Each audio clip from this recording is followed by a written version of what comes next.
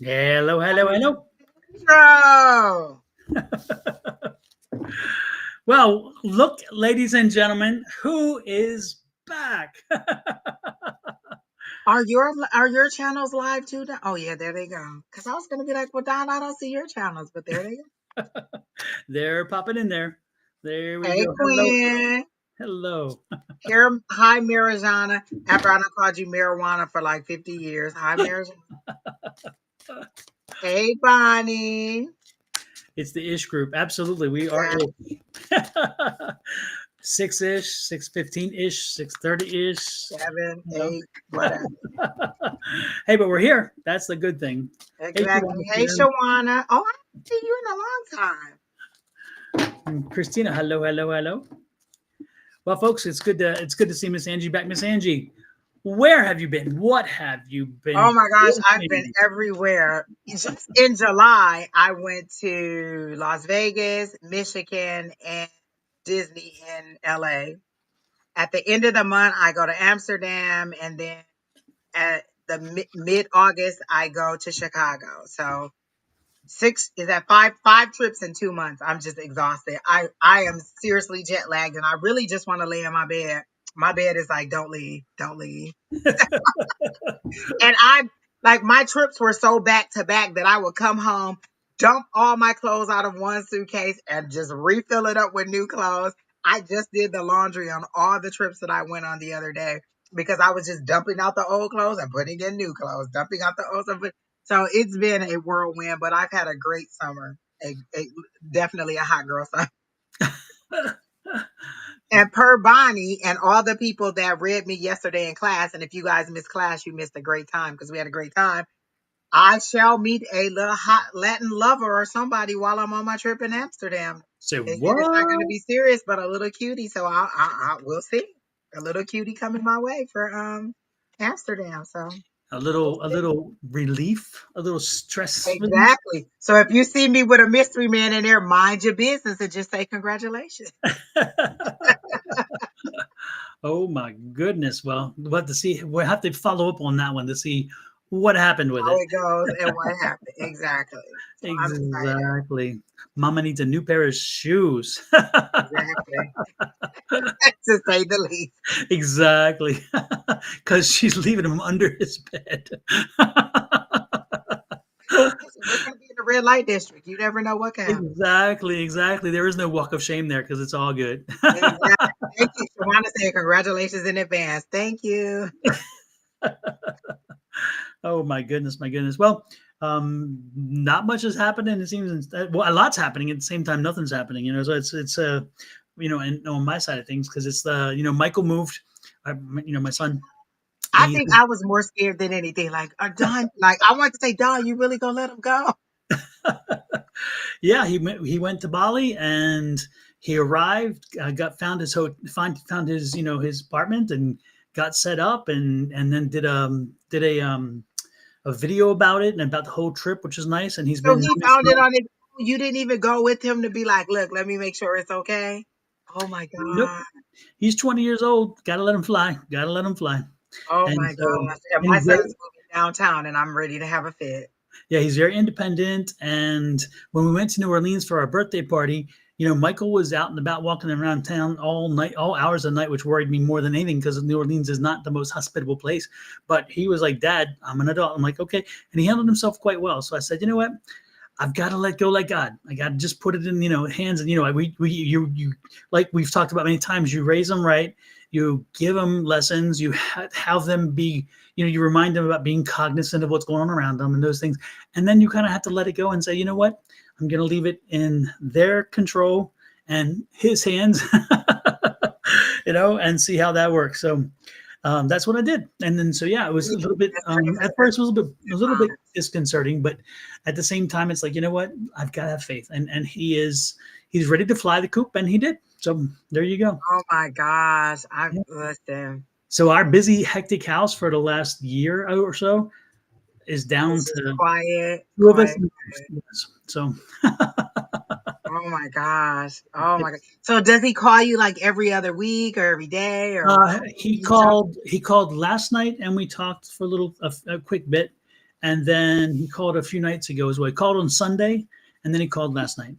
Oh, okay. Well, that's good. I Yeah, told he got ill. her that he has dinner with me once a month, Hmm. not even leaving the city. I hear you. I hear you. Well, shoot, I'd be happy with dinner once a month with Michael when even when he lived here because he was always so into his Yeah. world, you know. So, Yeah. so But that would can be. you believe school already started? My niece, who's she'll be 15, she's 14 now. She just started her sophomore year of high school. They started school today. Oh, that's crazy. That's Yeah, crazy. It's they started unbelievable. school today. Soon enough, I'm sure that we'll start seeing the signs go up with the speed, the school limit signs, and all that stuff. Because where we live, to get to my house, one of the streets is two schools. There's two schools, a high school and a middle school. Well, So, our yeah. district went year round, so that's why. Oh, that's right. That's right. I remember you told me that before. Yeah, Yeah. so they start early, but they get out. They get out the same time, but they get those extended breaks. So like they Yeah. added an extra break onto fall, and then I think one onto spring or something. So they get Mhm. quite amount of time out during the year versus at the end of the year. So Yeah, our kids here they start early, so I wouldn't be surprised. And again, as soon as August comes around, the first 2 weeks, I guess, is maybe the second week, I wouldn't be surprised to start seeing signs pop up. And I haven't paid attention to the signage that says school's going to be starting soon, so I have no clue. Without my kids in school now, I don't I don't pay as much attention, except for when the signs go up and I got to slow down. no back to school stuff. And so then I said, "Well, Brandon, do you need some new clothes?" Yes, I just knew he was gonna say no. He was like, "Yeah, I need some new clothes." I thought I was over that. So we gotta go school shopping. This is our last school shopping. Like once you're out, you're out. I'm not buying you no more. I took him to get a haircut before we went to Michigan. I said, "Listen, I'm not paying for no more haircuts. This is your task now." Yep, I hear you. I believe me, I know how you feel more than you can imagine. Hey, angels. Dad, we need milk for the baby. Dad, I was like, Milk costs a lot.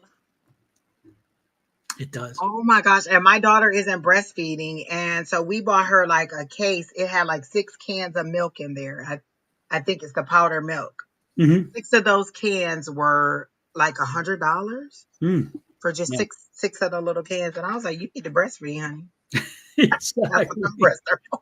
Yeah, I'm telling you, economics for a kid is just, and whoever thinks that you pop out a puppy and you just and it's easy. No, it is expensive Those for numbers start rolling. exactly. And I'm not talking about this time only, period. Children are expensive. I don't care if the economics are different in 1 year to the next. I tell you, no matter what, kids are expensive. Yeah. And so when people, and I'm watching some of these people pop out 3 and 4, and you see the stair steps, and I'm like, where, what world, how does, I don't get it. I mean, I'm not putting anybody down because you have as many as you want, but man, I'm telling you, I can't understand how they can afford those kids and that many kids these days. But then again, I've never been a proponent of 10 trillion kids. So, it's like, one or two, and I think that's more than enough. And maybe even that's too many, depending on who you are. Exactly. Listen, I wanted four because my mom had four. I was like, oh, I want 4 kids. I got pregnant one time. I had already adopted my daughter, and then I got pregnant, and I said I never want to do this again. And so two is where we stuck. We're not having Mhm. more. So Brenda's little brother is a fish. I hear you. I hear you. The closest we got after Michael was Ghost, which is because Ghost was my choice. I told myself never another dog, never another dog, and then Ghost kind of snuck in there. So How was what was the other dog's name? Paco, Paco. How's he? Paco lives with Ava because Ava lost her dog Blackie after 18 years, and so Paco went to live with Ava. And I was actually at the vet today getting Paco some more meds.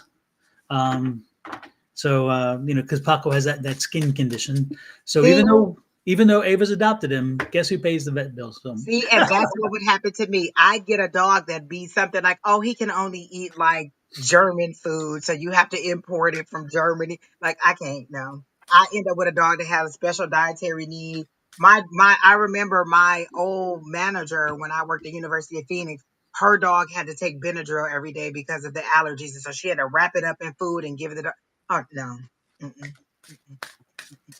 I barely can take a vitamin every day. You think I'm gonna remember to give this dog a Benadryl every day?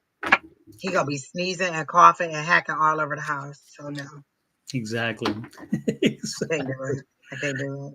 exactly. Well, with that said, let's see. I'm trying to remember. We have codes. We have codes, folks. We always have codes. So don't forget, if you are on my side of the ledger and you have not yet subscribed to Miss Angie's channel, please make sure that you follow this this little QR code and go on to Miss Angie's channel on YouTube and follow her. So therefore, anytime she goes live, you'll get a ding, you'll get a message. Okay, so this is the easiest way to do it. This way you don't have to worry about remembering when we're on. You don't have to worry about our ishness, whether it's 6 or 6:15 or 6:30. This time you'll get the ding when we go live, so you don't have to worry about, I wonder if they're on, I wonder if they're on, I wonder yet. No, you'll get the ding, you'll know it. So there you go. And then while you're over there, and if you haven't subscribed to my YouTube yet, I would invite you to do so as well. This is where you do that. And by the way, I just uploaded the 12 zodiac signs. 6 of them was uploaded this morning. The others are uploaded but were released on Friday morning. So 6 were released today, and 6 will be on Friday. And those are the zodiac, the tarot readings for the zodiac signs for next week. So I listened to my moon and rising. My son is Pisces, so it'll be released on Friday. I said, Don, the one time that I need ain't gonna be released till Friday, but that's okay. I'll listen to my moon and rising. And then one of our regulars who used to come on live all the time, she sent me a message. She said, I just watched a Leo reading. It was spot on. And I was like, let me tell Don that she enjoyed the reading. So well, I yeah. appreciate the feedback. I always like a little bit of confirmation when I can get it. Lord knows. Hey Kelly Diggs. Hey Janice. We love when you got hey Sherry Berry. Oh my gosh. You're still alive and well and kicking. Divinely guided. Oh, Tanisha. Hey, and Andrea 54. Oh my gosh, look at all your names. I feel like I've been gone a month of Sundays, like I did a bid. Like I It did a seems like it, Angie. It seems like it has been a while. And people are like, where's Angie? Where's Angie? Where's Angie? I'm like, I don't even know anymore. I can't keep track. I know on a she's somewhere. worldwide. Yeah, my next one better be my honeymoon, people. And also, while we're hitting the YouTube channels, this one is Naturally Divine Goddess. I'll be back with her tomorrow morning. And then if you want love readings, then you want the Love Goddess. And this is the Love Goddess. So right here, get your little phone out, click on this little icon, or click on the thing in the channel. But this is the Love Goddess. And so if you have a love question tonight, go ahead and follow her. Get on her channel. This is about But Miss don't Bonnie. listen to Bonnie when she says Angie likes love questions because she is not telling the truth. She's a troublemaker. Yeah, she's being a troublemaker. And this is Miss Julie, and Miss Julie is on 3 times a week. So again, with everybody I've posted, if you follow them, you will get more readings than you're ever going to want, and it's going to be more fitting your schedule, and you'll not have to worry about when we are going live because you will get notices, and that is a good thing. So click and be done with it. Save yourself all the worries and wonders. And Sherry Berry just says she sits home waiting on me on Sundays. If you just text me and say you want to do it, you'll do it. I feel like I'm bothering you, so I don't reach out and say, hey, let's do it. Because I will lay in the bed on Sunday and not do anything. Like, listen, I've worked all week mentally. I am preparing for the next day, so I'm not going to get online. But if you text me and say, hey, let's do it, I'll pull this face together and get on this live with you. So just Sunday, listen, me and Sherry Berry will be here. Watch her be like, oh no, I have to go and do something. Watch. and I just put Miss Sherry Berry's thing up there too, so you can find it. And again, so if you follow Sherry Berry, you will get a notice when she is live as well. And then one more for the group, and that is Miss Susan. There you go. So Susan is also included. Now, Susan got the special treatment because I can't find my YouTube logo when I created this icon. So she got her little special logo, but that will change to YouTube as soon as I download that picture because I don't know what happened to it. I have no clue. So there you go. So we did everybody. We got everybody covered. Yes, that means every single day one of us is on. 7 days a week, one of us is online. That's and true now. Yep. I'm going to be in Amsterdam, so I'm going to be posting all kinds of videos. So you should subscribe to my channel just so you can see all my videos and all my lives of everywhere I am. Y'all know I always give y'all a tour of the airport when I get there so you can see what the airport looks like and then wherever I'm at. And I'm going to the red light district, so I know, well, maybe you don't get to see what's going on in the red light district, but you know, you get to see some other stuff. You know, when I was in Amsterdam, I went to one of the red light district live shows. Oh. And when I say it's a red light District live show, I think you know where that takes you, because there's a stage. It's interesting because you have all these people. It's a big, it's a theater, and down there's a stage, and it has like a round spinning circle on it. And next thing you know, the first thing came out was this ape, and it was an ape that come running down the aisle and so forth. And it was a guy dressed as an ape, and let's just say eventually he showed his banana, and then a woman comes out and she shows more than her bananas. Full frontal. And so, oh yeah, right there live, and it's again one after another live sex acts and so forth. Well, let me tell y'all will get a description of what I saw at this live show if I get that. I'm not going to tape that, but you will get a detailed description about the bananas and the little pop on the chest. Exactly. And it's And interesting. we're bar hopping too, so yeah, it's interesting too because it's because Europeans don't see sex the same way we do, and they don't see the naked body the same way we do, and so it's a big party there, and people come in with like the bridal parties and so forth, and so you'll see those kind of things and all that kind of stuff, and it's crazy. And then of course you'll walk down the street and there's these red poles with triple X on them, and so you're in that district, and then you walk down the street and you see these doors. And they're with solid glass, and there's somebody standing in the door showing off their wares. And if you're interested, you can go up, knock on the door, have a discussion. They go in, they pull the drape shut, and do their thing. So because prostitution is legal there, and it's unionized, and they're tested and all the other stuff. So it's nice. Yeah. Oh, yeah. It's a profession over there. Absolutely. So it's something else. I'm telling you, it's a very unique world over there. And also it's interesting. I don't know if it is the same case as it was previously. I'm sure that it hasn't changed that much. But like if you go to the Hard Rock bar and then you go to Hard Rock Cafe, if you go to the Hard Rock bar, you get alcohol and music and all those things. And then you come out of the Hard Rock bar and you walk over, and there's like a little space between the two buildings, and you walk over, and it's all just, row houses kind of thing. But anyway, you walk over and you walk into the Hard Rock Cafe, and they hand you a list of weed and what's the other thing? It's weed and something else. Anyway, so there's two things. Oh, hash, and you pick which weed or hash you want, and then you can use it there, or you can sit outside and do it. And then when you're done with that, you go back to the Hard Rock bar and dance and party and drink. And so they can't be sold in the same place. The beer and the alcohol can be sold in one place. The weed and the hash can be sold in another. And so you'll see bars and you'll see cafes. And so in parts, when you see the weed cafes, you're going in there not for the drinks, and you're going in there purely. Well, they told me they was like, be careful with the drinks because it ain't watered down drinks over there. It's full strength over there. So be careful with your drinks. And I'm a lightweight on the drinks. And they were like, if you have an edible, like you eat it slowly.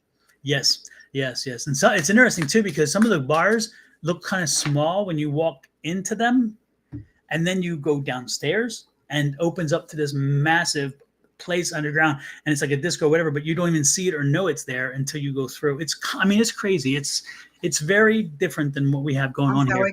I'm so excited. I'm ready to go. It should be a blast. And I'm sure, again, it's been 30 years since I've been in Amsterdam, but I'm sure that those things haven't changed that much, because that's commerce, and commerce is like, Exactly. Unionized. Look, you said unionized, and that just blew my mind. Yeah, unionized. They're absolutely unionized, and they also carry one thing, but unionized. Yeah, and they get their health card, and they get tested, and so they're showing that they're free of anything and all that stuff. It's pretty amazing. Yeah, it's crazy. I leave on the 31st, Sherry Berry. Next Wednesday, so 1 week from today, I leave, and I return on the 5th of August. So. Well, we're sending you definitely safe travels. Exactly. I'm going to have a good time, a good time. Absolutely. And I'm going to eat like crazy. So my main job, I was on a call with some of my coworkers, and I told them, I said, I'm going to be in London. And I was like, can you recommend some places? And he sent me a whole list of places. And I said, specifically, I want some good fish and chips, some authentic fish and chips. And he sent me a whole list of places. So I'm going to try to fit some of those in while I'm over there too. So. I'll tell you what, one thing I learned in London, and this is sometimes good for a large number of places, but like for fish and chips, because it's so it's so popular, and again, everybody does them. Is that some of the best fish and chips is in these little carts that have, they, what do you call it, like food truck things that are sitting on the street. Some of those are the best, because of, and that's the same thing. Like we would drive down the road in Belgium, and Uh-huh. you're seeing all these farms on each side, and then all of a sudden you see a little portable truck, and you're like, what's a portable truck doing out here in nowhere, on this road? You pull over and it's French fries. And so you would pull over and get French fries. And the Belgiques, what they do is they fry them first. They par fry them, I guess, or whatever, like parboil. They get them a little soft, and then they set them out and they put them on the thing to drain. And then when you order them, they take them out and they put them back in there and fry them to finish them off, so they're actually crunchy. And then they serve them with mayonnaise and ketchup, or just mayo, or just ketchup, whatever you like, which is interesting. So Oh it's yeah, cool. so he told me Poppy's Fish and Chips in on Old Compton Street in Soho, and Hmm. he told me Parsons on Indale Street in Covent Garden. Covenant Gardens. Hmm. Yeah, Covenant Gardens. Hmm. And then he gave me a whole bunch of other markets and places to walk by. So he gave me a whole list of stuff. I'm excited. Hmm. Yeah, Portobello Road's cool too. If you can get to Portobello Road while you're there, again, you have a short period of time, but they may take you through Portobello Road. Okay. That's a really cool place, and so much going on there. Is it far from the airport? Because I know we're going on a Downtown 2 hour London. walking tour, but I don't think we're going to go too far from the airport because we got to get back and go right back through. Yeah, no, that's in downtown London, Portobello Road. So yeah. So I'm excited. You guys will see all the pictures because I post everything. Yes. And we love the pictures. I love watching the experiences for everybody. Remember, folks, if you travel, put them out there. Let the world see it. Let us all experience it with you, because it's kind of a nice thing to experience. And especially when you're sitting on your couch in the air conditioning and you're watching somebody melt. It's like, I don't miss that. No, I'm good. Tania said in Australia, chicken salt on hot chips is the norm. What is chicken salt? She said chicken salt on hot chips is the norm. Is that like chicken broth that was put through salt and then dehydrated or something? I don't I know. don't know. It just says it chicken salt. Yeah. Tania, tell us what that is.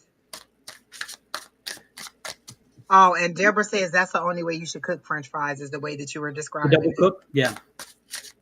Yeah, that you definitely get some crispy fries that way. Yeah.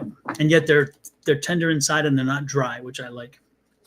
So yeah. Hey, Alicia. Hey, Alicia Black, it has been a long time. Long time. Long time. Look, we're waiting on you to come back to class, but we're gonna let you get through this phase that you're going through, and then we're gonna expect you back in class by the fall, lady. Exactly. And folks, don't forget that like, share, subscribe, and follow. We would truly, truly appreciate that. The That class is the is price. growing too, Don. I'm sorry? Class is growing. It is, and it's interesting because it's never it. There's it's interesting. You can have 2 to 3 weeks of class, and you'll have commonality between people, but not everybody is consistent, and so therefore there's a variety, which is kind of interesting. So that's cool. Even I me, know. look at me. What's I her missed a few. name? I think she was in India. I cannot think of her name. She used to come on there all the time, Starts and with an I, sometimes, right? huh? It starts with an I. I can't think of her name, but Yeah. she's usually in the chat, usually in the morning. So she'll either be on your show in the morning with Shauna, or she's usually on one of Julie's shows because she's early in the morning and she used to come to class all the time. I can't remember her name. Lalima, there it Lemon. is. You There knew, you go. I knew Julie would know I Lalima. was going to even say it. I was going to say Julie will pop it up there because Julie's Yeah, memory is like a Lalima. skill I set. miss her too. Exactly. Well, All let's right, get well I'm ready because they're all saying, "Can I have a reading? Can I have a reading?" So whoever yes, you're yes. ready for. How do you want to do it? You just want to find somebody you're drawn to, and go that way, or what's the story? Well, I've never seen Miss Mel 1010, so I'm good with her. That sounds good. Let's start with her. 10 Tenya. Oh, Tenya. Oh, you know what? I would have never figured that out. She said it's Tenya. Oh, thank you for telling us that. And sometimes we usually ask you to give us the phonetic spelling, but we thought we knew. So there you Yeah. go. We were wrong. The closest I came to ya is none ya. None ya damn business. People ask me something, none ya. None ya what? None ya damn business. Don't ask the question. Miss Mel, do you have a question? Or do you just want us to do a general and tell you what we get?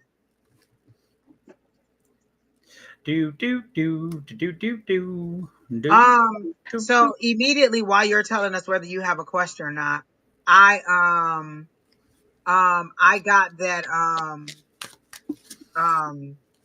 I got a Patti LaBelle song. It's that one song about zooming in a race in a car. I Who's think the in? song is called Zooming too. But they show me you in a convertible car getting ready. It's sunshine and you're getting ready to go off. Like the car started, you're in the car, you got your sunglasses on. So I assume you're about to go on a journey or on a trip, on a vacation or something that's fun. It doesn't seem to be business and it doesn't seem to be like you're moving, but I do feel like you're about to take off and go somewhere. So they show me you on a trip or in a car about to take off and go. So Aretha, okay, Aretha, who's zooming who? Yes. So that's the song I hear. So you're taking off. So now that, oh, with that who's zooming who, isn't that about a relationship or somebody leaving a relationship? Are you about to leave a relationship? Is that what's going on? Because they showed me you got like your sunglasses on, your face forward, which I love, which means you're looking out the windshield and not out the rear view. You're not thinking about the past. You're totally ready to go forward. You're happy and it's like you have a new lease on life, like you shedded some old habits, some old relationships, some old things, because they make it seem like this is a brighter, beautiful, more vibrant you that they're showing, and you're headed off in a new direction toward the sun. Again, the sun is good. That's achievement. That's success. And you're just excited about this journey that you're ready to go on. So I'm excited about that for you. They're saying, "Are you ready?" Because then they show me you being catapulted, like you're gonna be shot off like a cannon. So whenever you start, like you're gonna start in a car, but you're gonna be shot off like a cannon, and it's just gonna go super fast, like 0 to 100, really fast. So whatever it is, this journey you're starting, it's it seems like it's fun, but it's gonna be a new lease on life. Like your whole way of thinking is changing because they're showing me the Ace of Wands, and so that's a whole new way of thinking.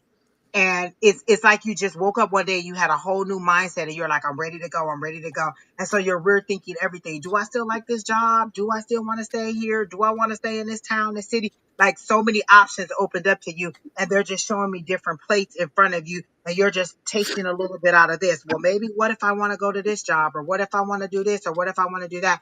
And so you're getting a little bit of taste of everything to decide which plates you really want to pull forward to eat and to enjoy. So they're saying, keep going.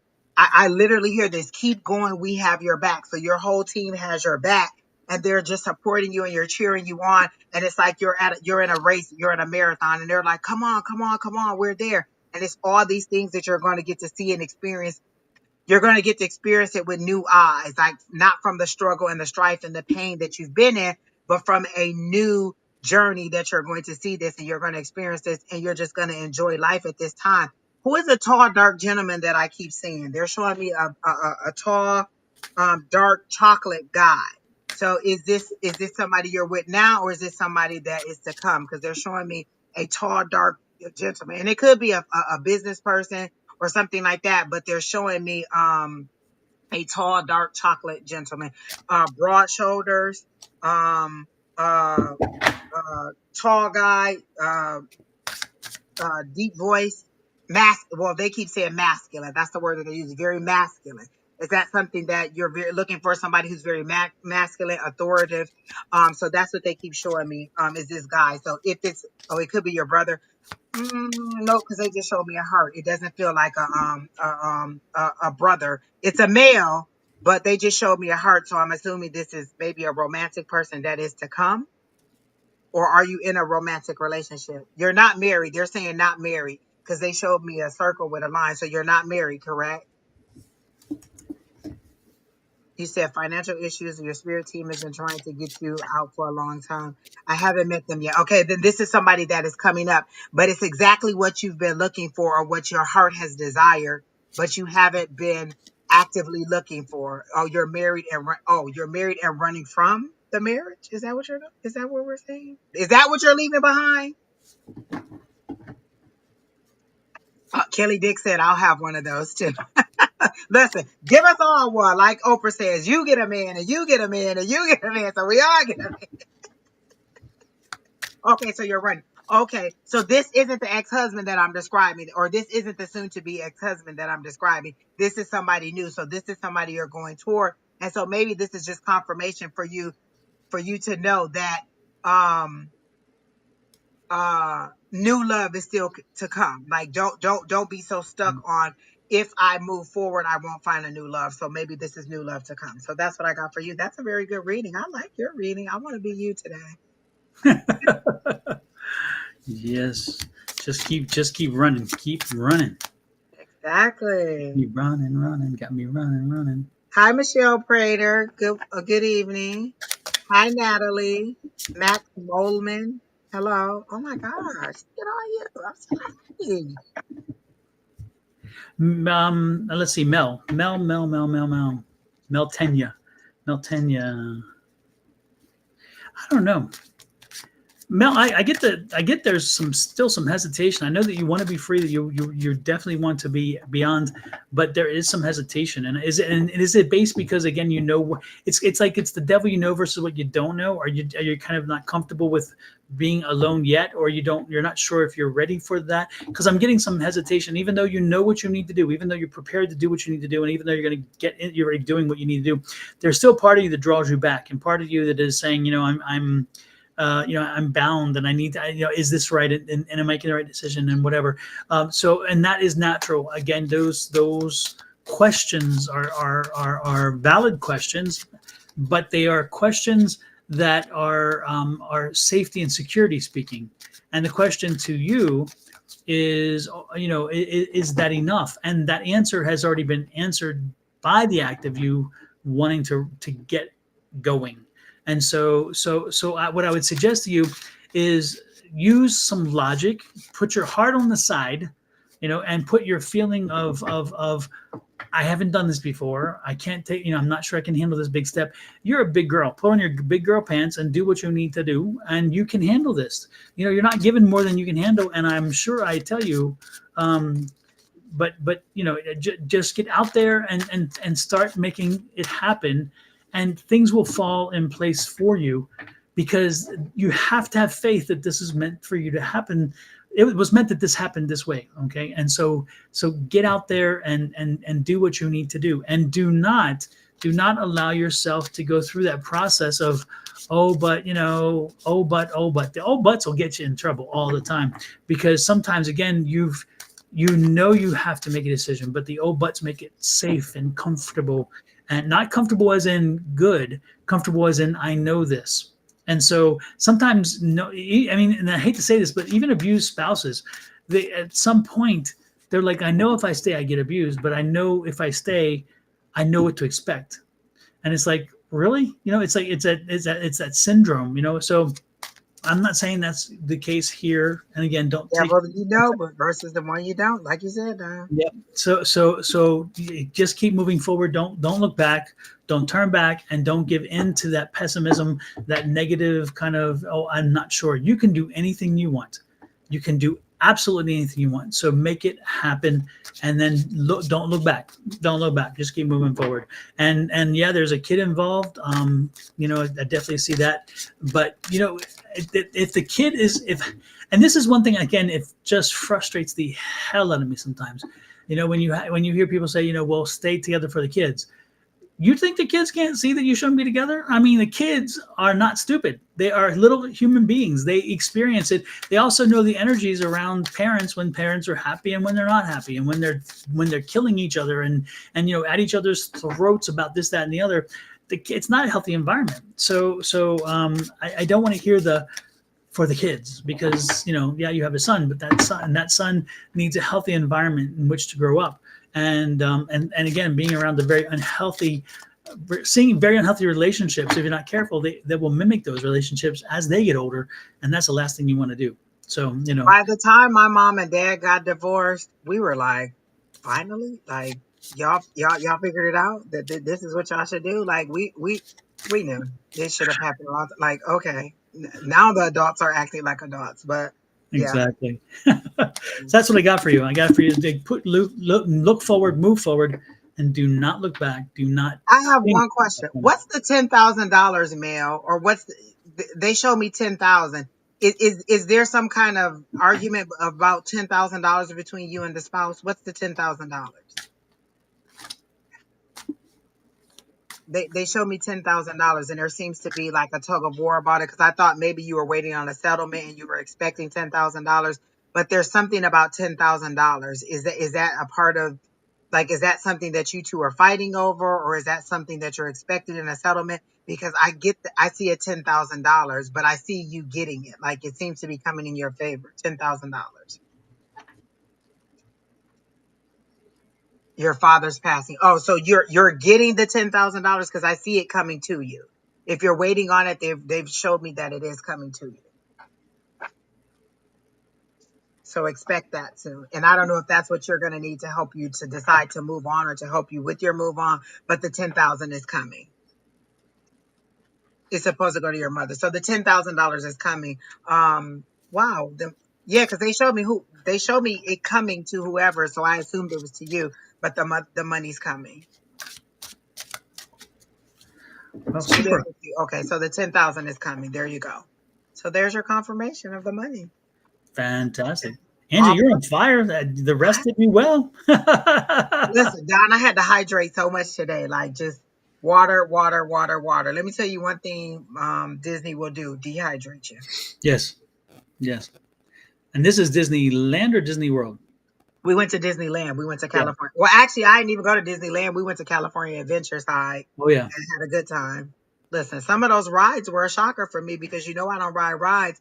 And they made it seem like, oh, this isn't going to be anything. And one of those rides, I almost cussed the people out. Like, what just happened? Yeah. I Even my used to, little friend who got on a ride, he was like, it's just going to drop. And he just talked to me the whole time. Then we got on there. When we got off the ride, I said, listen, little boy, you didn't tell me it was going to be like that. You said it was going to be a small drop. Me and him almost fight. He was was on that it. the Tower of Terror? The Tower of Terror It was one? well, I don't know if that's what it was called because they told me they renamed some of the rides. Yeah. This ride was the oh shoot, Guardians of the Galaxy. Okay. And they just kept dropping you. Like, they would drop you and then they would raise you up and they would drop you again, then they would Yeah. raise you up and they would drop you again. So it's now called the Guardians of the Were you Galaxy. sitting in like an elevator kind of thing? Yep, yep, Yep. Yep. yep. But that used to be the Tower of Terror. Oh, Yeah. now it's called the Guardians of the Galaxy. And Yeah. they also said that Mickey Mouse roller coaster, it's now called the Incredibles. They said it used to be called the Mickey Mouse somethings, but now it's the Incredibles or something like that. Yeah, I know in Disney they used to have what's called Magic Mountain. I don't know if they ever changed that. That Oh, had okay. been around forever. But then again, you were on the California side. You're on the one where I tell you what, the one cool ride in the California experience that we did, and I felt like a kid, but I enjoyed being a kid. And that is they have these cars, that car movie, and then you get in the car and it just and it's the road. I love Video that. from that ride. Yes, it was so much fun. And then when you get to the end, you race the other car. Yes, Yes, yes. it was so much fun, Don. I loved it. I Yeah. loved it. I loved it. I loved it. Yes. Yeah, I did a that's video a from that fun ride. ride. And it's Yeah. like, I'll be a child every day of the week for that because Oh that my was such gosh, a it was fun so ride. much fun. I loved it because you just shoot off and then all of a sudden you get to the end and then you're lined up with another car and then you're just screaming because you're racing Exactly. this other car. It was so much fun. I loved it. Yeah, I remember. I can't remember the movie, but I know it's like it's the truck that talks. All the The all the. Cars. It was the Cars movie. Yep, that's the name of the movie. Cars. Okay. Yep. Yeah, no, that's And that. they take you all the way through. Like, there were some really good rides. Like, they took us through the Monsters Inc. ride. That was really good. It was like literally being in the Monsters Inc. And they had all the little doors that you were going through. It was really Right. nice. They did Ariel Under the Sea where they had Mhm. us in like these little shells. And then it was all dark and it was like you were under the sea. So they do a very good job of mimicking the movies. They do. So I did love the California Adventure side that we did. Hmm. Yeah, Disney knows how to build a park. They know how to build a Oh, park, and they know definitely. how to build rides. They definitely are good at that. Yep. All Let's right, see. who's next? Let's take a look and see who is here. How about Max Molman? I've not seen Max before. Okay. And Max, is this a general or specific? Let us know, please. Max Molman. That's an interesting name. Immediately I heard get up out of the mud. It's like like you were running a race. You were going along really well. Like you were in a business endeavor. That's how they're showing it to me because they're showing me dollar signs that you were chasing or that you were running with. Like you had all this money, and as you were running, the money started to just the dollar signs started to fly out of your hand. So you're like this and you're running and the dollar signs are moving. So I'm assuming that maybe you had some kind of financial situation or some business that you had and the money started to dwindle. So you're running the waste and then you got stuck in the mud. You fell down in the mud and they're saying get up out of the mud, rinse yourself off because you're kind of sulking about the loss of the money or the loss of the business. And they're saying get up and get ready to start over. And this time you're not starting over from way back here at start. You're starting over from here and you have a lot more information. You're starting over from experience. I know all of these things, so I know moving forward not to do this, not to do that. I know to do it this way instead of that way. I know this versus that. So they're saying get up out of the mud, stop sulking, and get ready to move forward. And they're even showing me like they have a hot air balloon that is coming to rescue. Like there's a hot air balloon that they're showing me with the door open and there's nobody in there that you can see, but your spirit team or your higher power is in there and the door is open. They're like, come on, just get in here and we'll take you to the next level. Like you'll get to see it from a different vantage point and you'll have a different understanding about what's going on. So their overall message for you is to get up and to get moving again. Don't get stuck in what you lost because they're showing me the Five of Swords and you're looking back at your loss like I'm defeated, I'm defeated. And they're saying, no, now it's time to get up. You got the experience. Now it's time to get up and to move forward. And you know what? Was it a restaurant business? Because they're showing me the movie, what is that show? The Bear. Don, have you seen that? That is a very good show. The Bear is about a restaurant. I Oh did. my God. Oh my gosh, I love it so much. I am on season 3 and I'm so invested in these people and like they're like my cousins now because I'm just watching it. It's a lot of cussing, believe me, a lot of cussing people. Y'all are yelling, but it's Do good.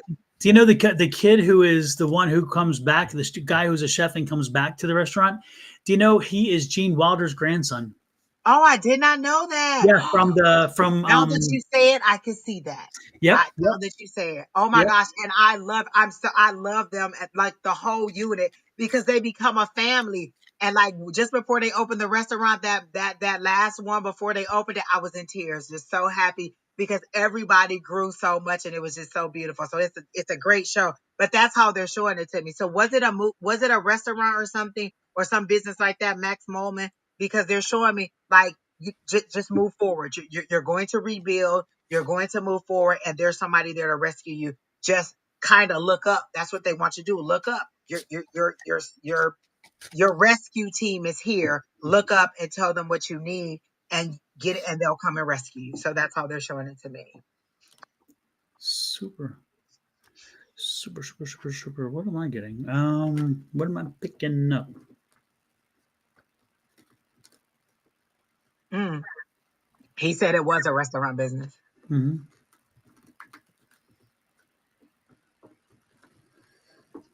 Um, somebody, Max, somebody's coming back into your life. Somebody who stepped out and was gone, um, but they're coming back into your life, and this is not necessarily a good thing. This is somebody who probably would have been and should maybe still be in the past. I'm getting a real kind of not so good energy with this, and it's again, it's they, yeah, they chose to exit. It was their choice to exit out, and then now they want to come back and they want to pretend like nothing ever happened and all is good. And you know what they're, you know. Let me repeat this. You know what the resolution will be in the end again. And so don't go down that road. I don't know if you're in a relationship or what, but this person's coming back and they're going to make you question things. They're going to, just by their presence, they're gonna put you through. You know, again, They're not putting you through anything. By the way, I should fix that. They are going to make you. Um, you're going to respond to them in a way that you're going to go back through things, and so you need to. No, you need Look at to my face. Don't do it. exactly. Yep, yep, yep. Because this is the no going backwards. It move forward, stay forward. This is not a healthy thing. Not a healthy thing. No, don't do it. No, no, no, no. I hit the wrong button there. I like both of them though, because I felt like the person coming into their life was drama. They So are I the like drama. both of those, Don. Listen, Yep. I'm never gonna not want to see my face on the screen. Exactly. Yep. So keep moving forward. Do not go back. Don't let this don't let this go anywhere, because again, you will ultimately be in the same position you were. And do you fool you once? Yeah. Fool you twice? Fool. I mean, you again. I can't remember the thing. It's like, fool me once, fool me twice. Or no, fool me once, fool. I don't know. The point is that Don't don't do do it again. Exactly. I can't remember the damn saying. Oh my gosh, I'm getting too old. Was That's it not fool good. me once, shame on you, fool me twice, shame on me? Exactly. There you go. Okay, That's the one. Yep. So let's not, Max, let's not moving to the shame. Let's let things stay. Okay. Yeah. Yes, I know how to operate. She stepped out and now things don't seem to work out for them. So now they're trying to, yeah, come on, Max. Yeah. Don't do it. Look at my face. Don't do it. don't Don't do do it. it. Listen. And was this person some of the doubt? Like, were you dealing with the ending of this relationship? And is that some of the thing that took your focus off of the job, off of your business, maybe? Like, is that related? Either way, move forward alone. And they're telling me, were you considering getting a business partner? Because they're telling me no, nobody has a passion for what you do except for you. So don't get necessarily a business partner. Get a more trusted staff, but you don't necessarily need somebody to share in the profits. Oh, he said yes, it did. So they're saying you don't need a business partner if that's what you're thinking about doing. Just continue to do it on your own, but stay focused. That's what it is. You need to stay focused. But again, ask your higher power for what it is that you need. Do you need somebody to guide you? Do you need somebody to mentor you? Do you just need some ideas? Do you need some resources as to what, like where you could get supplies from, or suppliers or vendors or something like that? But they're saying ask for what you want and we'll give it to you. Like, just even if you feel funny going to your guys and saying, hey, Lord, I really need this. You could just make a list. This is what I think I need. And they can, and just present it to your higher power in that way. Like, this is what I think I need. Can you help me with these things? And write it down in that way. And then like me, I like to check things off. Yep. They gave me that. They gave me that. They gave me that. So this is a good time. And this is at full moon, so we're releasing everything that no longer serves me. So go ahead and release this X and be like, they no longer serve me. You can put their name on a piece of paper and and set it on fire. Don has a great full moon video. Oh yeah. So you can watch the full moon video. I'm pretty sure he's about to put the QR code up. Yeah, But indeed. you put it on a piece of paper, you put their name on a piece of paper, you set the piece of paper on fire, and as it burns up, you say, with this flame I release, and you say their name, and you burn it in something that's not flammable, that's not going to burn up, and then you release the ashes back to the earth, and you let them go. So go ahead and release them. So this is his full moon video, and so then go ahead and release this person and let it help you out. So there you go. Release, release, release. Yep. You still got time. Absolutely. Yep. This is a strong full. It's called a bull moon. So this bull moon is still kind of lingering with us. So use it Did to you your say advantage. boom? B-O-O-M? Bull. Oh, Bull. bull. Oh, okay. All Red, right. red bull moon. A bull moon. All And right. actually, it's interesting because it was a bull. There's a bull deer, I guess, and there's like a roebuck, which is a male deer, and it was all kind of tied into all this. It's kind of interesting. Jawohl. Jawohl. So yeah, just most importantly, just don't go back. Don't slide backwards. This is not the energy for that. And I definitely and again I felt it as soon as it just kind of like you know it, and the energy comes through. And I haven't used the cards yet, nor has Angie, because the energies are strong tonight. So It we're can't telling hurt you to say psychic. nothing. Exactly, we're giving you psychic hits, and folks, this is you all should believe me. Anybody can read tarot cards. Anybody. And it's funny though, we've done psychic readings before, and somebody says, "Well, what's the card say?" Damn, are you kidding me? Really? It's like, tell me what. I'm like, come on. We're giving you actually connecting to the spirits themselves, and you're gonna say, "Give me the cards." Are you kidding? So yeah, take this opportunity and know that you're getting for the two of you we've already read for. You're getting messages from a very high power who is giving you warning or advice, and you can take it as you wish.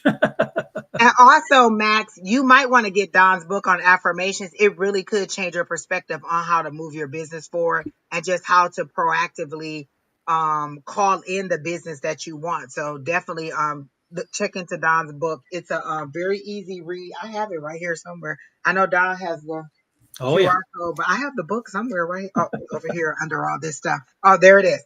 It's a very easy read. It's not like a whole bunch of jargon and stuff that you're not. It's a very easy read, and you don't even have to start at the regular chat, like and read it from one to the end of the book. A lot of us just jump into the chapters that are interesting to us because they stand alone. Although it's a cohesive book, they do still stand alone, and you can get a lot of information from that. So the book is great. And I'm not just trying to sell the book. Like I literally read the book, and even before Don wrote the book, we were encouraging him because it was his affirmations that helped us to, or helped me to get a lot of the stuff that I'm asking for. So go ahead and so much so that each time I increased it by like, tenfold. So the first time I asked for 500. So next time I ask for 5,000. So the next time I'm asking for 50,000. So that's my next affirmation or thing that I'm trying to manifest is this 50,000. So listen, keep on asking and you'll get it. Oh, and like Julie said, it's an ebook too and an audio book. So you can get the Mhm. version, you can get the paperback version, or you can listen to it if you just want to get that version of it too. So again, it definitely will help you with changing your mindset on how you want to move forward. Pam said it's a great book too. Yeah, and if you don't ask, you don't get. You may get, but if you ask and again you put it forward, you draw it in, and that's the whole thing about it. Is you finally standing up and saying, you know what? Because we're told to kind of be. It's interesting in life. We're told to not blow our own horn, all that stuff. No, this is the one time blow your own horn. Get out there and say, you know what? I earned this. I deserve it. I'll work for it. This is what I'm. This is what's coming to me, and then as you put that energy out there, that energy will come back to you, and it will come back to you because of your belief first and foremost, and then you're putting the energy out, and again your energy touches the energy in the environment and you alter it, therefore it comes back to you. So there you go. Tanya, are you still here? Because I have a vision that I saw for you. While Don was reading Max, I got a vision for you. So are you still here before I start revealing this vision that I saw for you? It's a good thing. It's not anything bad. It's really good. Oh come on, I was looking for some shade or something. Oh Damn. no, it's really good. No, it's a celebration. Like I saw all these balloons in celebration. So it's either the birth of a kid or it's somebody's birthday party because I saw and they specifically showed me purple balloons. So there was red balloons and purple balloons, but the purple balloon stood out the most. So are you expecting a child or is it somebody's birthday or a celebration that is to come pretty soon? Or was there a birthday in June? Because I hear June, but there's something about a celebration that's coming up for you. And I see all these balloons, and it's a big celebration and cake and stuff. And it seems to be like a party or something outside. So your birthday is on the third. Okay. So are you gonna have a big party? Is it gonna be outside? Because I see tables and chairs, and I see cake and things like that. Um, and there's a male that I hear.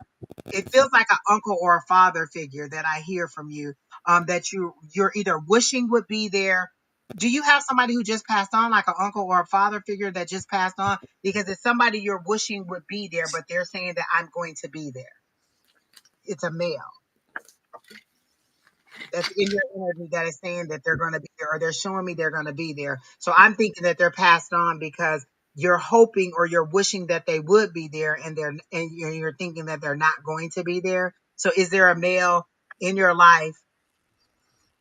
Winter time here? No, it's not. Oh, you're in the Philippines, or is this the young lady from the Philippines? Oh, I don't know. She says her birthday's on the 3rd and it's not outside. Well, you're not going to have like no kind of celebration where you're going to have table and chairs and things like that because it seems to be like a celebration where people are coming and there's balloons tied to like centerpieces or in the room. So it's a celebration of something and there's a male. Oh, she's in Australia. And there's a male that is that's saying that he's going to be there. So you don't have a male that has passed on in your life. There's a male that is telling me he's going to be there. And it was specifically when I asked about your energy. So your birthday's coming, but you're not planning on having a party of any kind? or even a celebration for some kind of graduation, because it's a formal, it's a party, because I see tables, I see chairs, I see tablecloths, and I see balloons. So that's how they're showing me that it's a celebration. And then there's a male who's saying he's gonna be there, and you're not expecting this person to be there or to show up for the party or just for the celebration in general. So that's how they're showing it to me. Father figure. I keep hearing father figure. And if this isn't you, then it's somebody else's energy. But I see you're going to the museum, no party that I know of. Then maybe this isn't you, because they're definitely showing me that this is a party that is happening for you, and a male is going to be there. Oh, did I spoil a surprise? Wait a minute. Could somebody be throwing you a surprise party? Because it's truly a party, and this person is going to be there, and you're not expecting them to be there. So maybe they are throwing you a surprise party. No longer a surprise. If So it is, come back and tell me, because I really want to know, because they're clearly showing this. You don't know your father. And there's no male uncle or anybody like that who would have been a father figure in your life. There's a male that's coming to the party.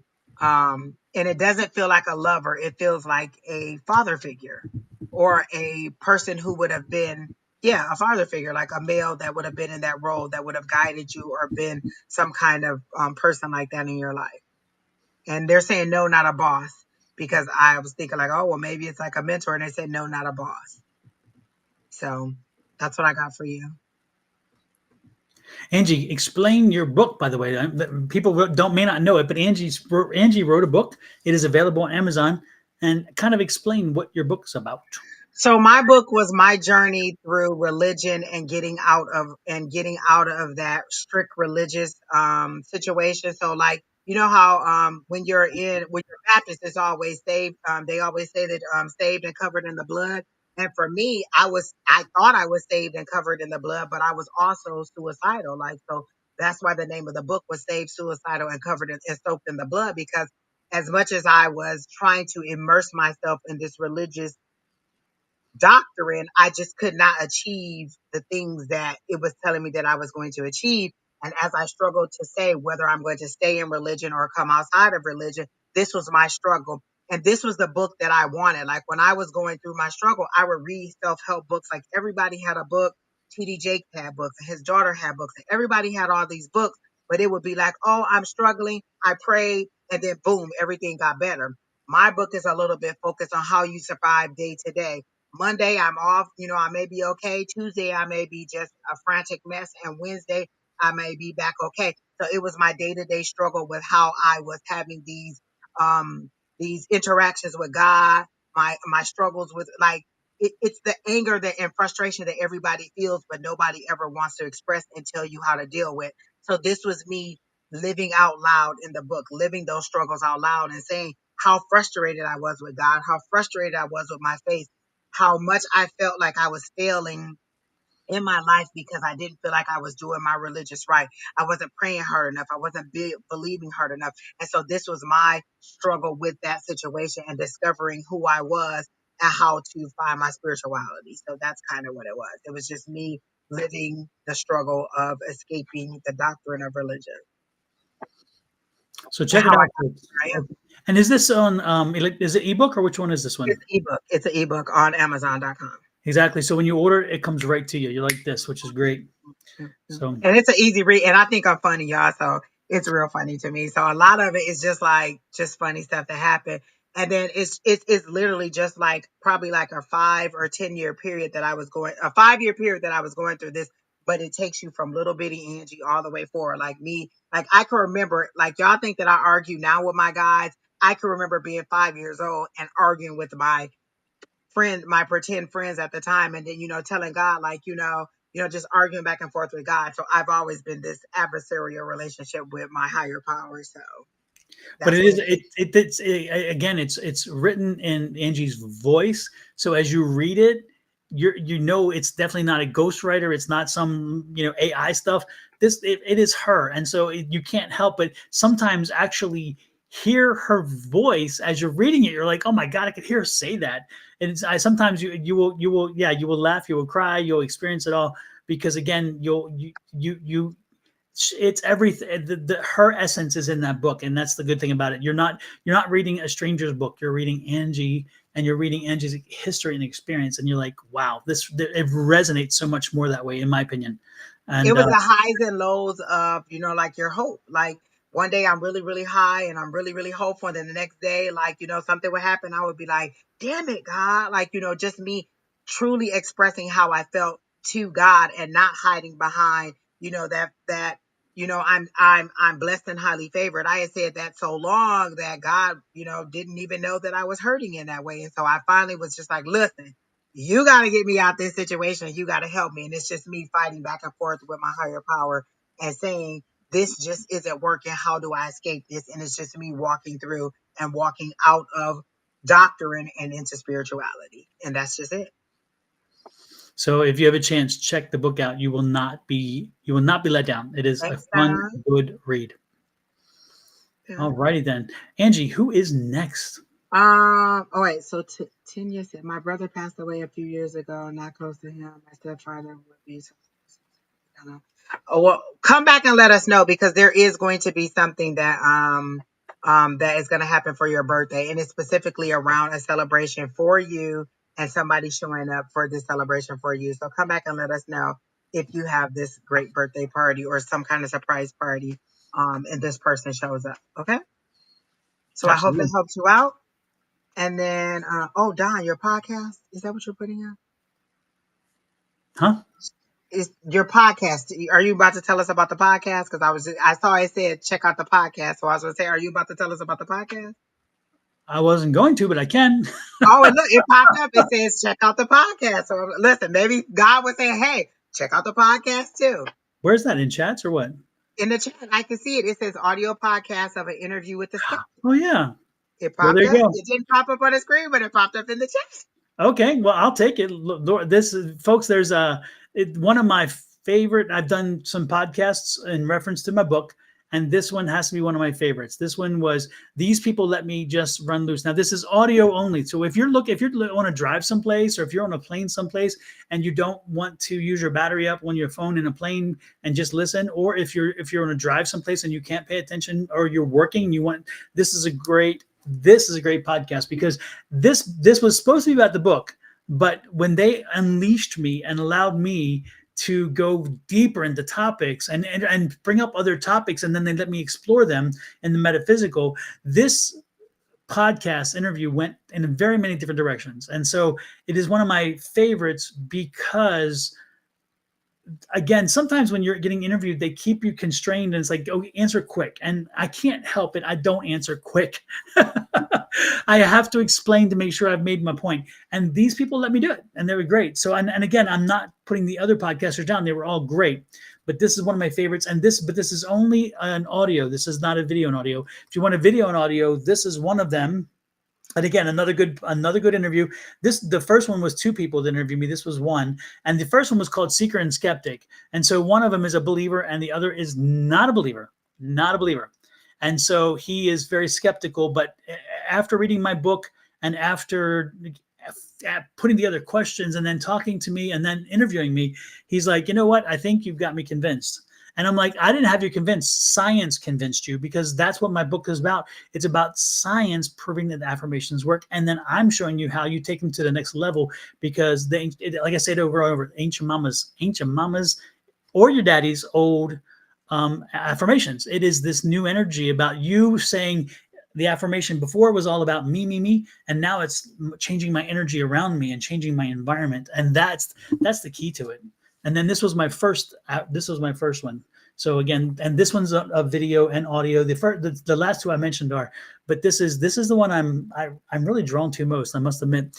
And it's only audio, but believe me, I just love it. And I think that you'll find it interesting. It's an hour and 26 minutes. So again, if you're on a ride, it's good. Or if you're on a bus or something, I don't know. Again, who knows? But so And there you you know go. what? I can say that I was somewhat of a skeptic. Like I believed affirmations work. I just didn't believe they were at work for me. And again, Don and Shauna were on, and they mentioned it, and I did it, and I was like, oh, you only need to believe enough to try it.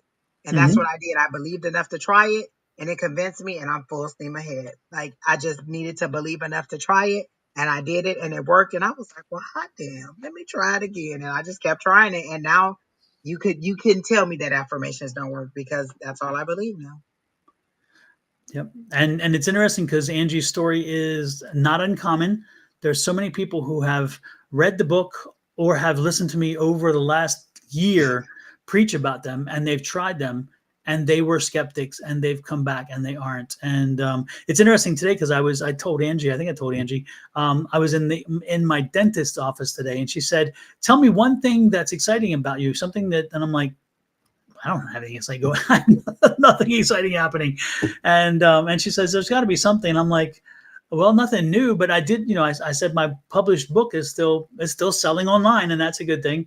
And she's like, you published a book, and we started talking, and I told her about affirmations, and she was a gymnast, and she had to go out over and over every day, get up at this ungodly early hour, go to the gym and work out, and understand that there's no guarantee she's going to be anything with that, and she won't, but she's like, I will. I am an Olympic medalist. I'm an Olympic medalist. I'm an Olympic medalist. And you know what? She kept telling herself, that she was going to be very successful with it, and she achieved what she wanted because she told herself. And so she's like, I believe in them. And she said, I need to read your book. And she said, you need to bring the book in, and I'm going to carry it in my dentist's office. And I'm like, wow, because again, I didn't have to convince her. She was already convinced because she's lived it. Again, it's and this is the one thing about this is the first major title, The Power Within. All I'm doing is reminding you that you have all along had the power. It's kind of like Dorothy with the red shoes, from the Wizard of Oz. When they finally got the clue, they're like, oh no, you've had it all along. This you were born with the power. It was within you. It always has been. So what do you have to do now? You have to unleash it through affirmations, unleash that energy. And when you put that energy out there, it comes back. So that's the key to that. So when you see those interviews, believe it or not, I don't talk a lot about the book. I was supposed to, but I get talking about all the other things that are wrapped up in this book and in the metaphysical itself. And again, about power, about you owning your power, about you using other things in the metaphysical world, and how it's quite fascinating how that interview just kind of developed in such a good way. So I would suggest it to anybody. If you have some time, check it out. And the good part, you can stop it and start it however you want. So there you go. I love it. Let me tell you, just believe enough to do it, to try it, and you'll convince yourself, and you won't ever go back. You won't ever go back. Exactly. All right, who's next, Don? I'm ready. You pick. I'm leaving it up to you. So who's in here who wants a reading? I don't see any questions. So whoever puts their question in there first, and I see it, I'm ready. Who's here with the grandmother who is in the room now, whose grandmother died about 3 years ago? She was old. She was like in her 90s, late 90s.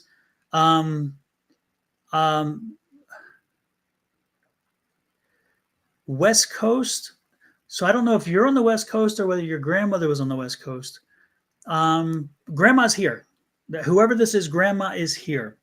Okay. And do you have a sister? You and your sister look a lot alike, whoever this is. And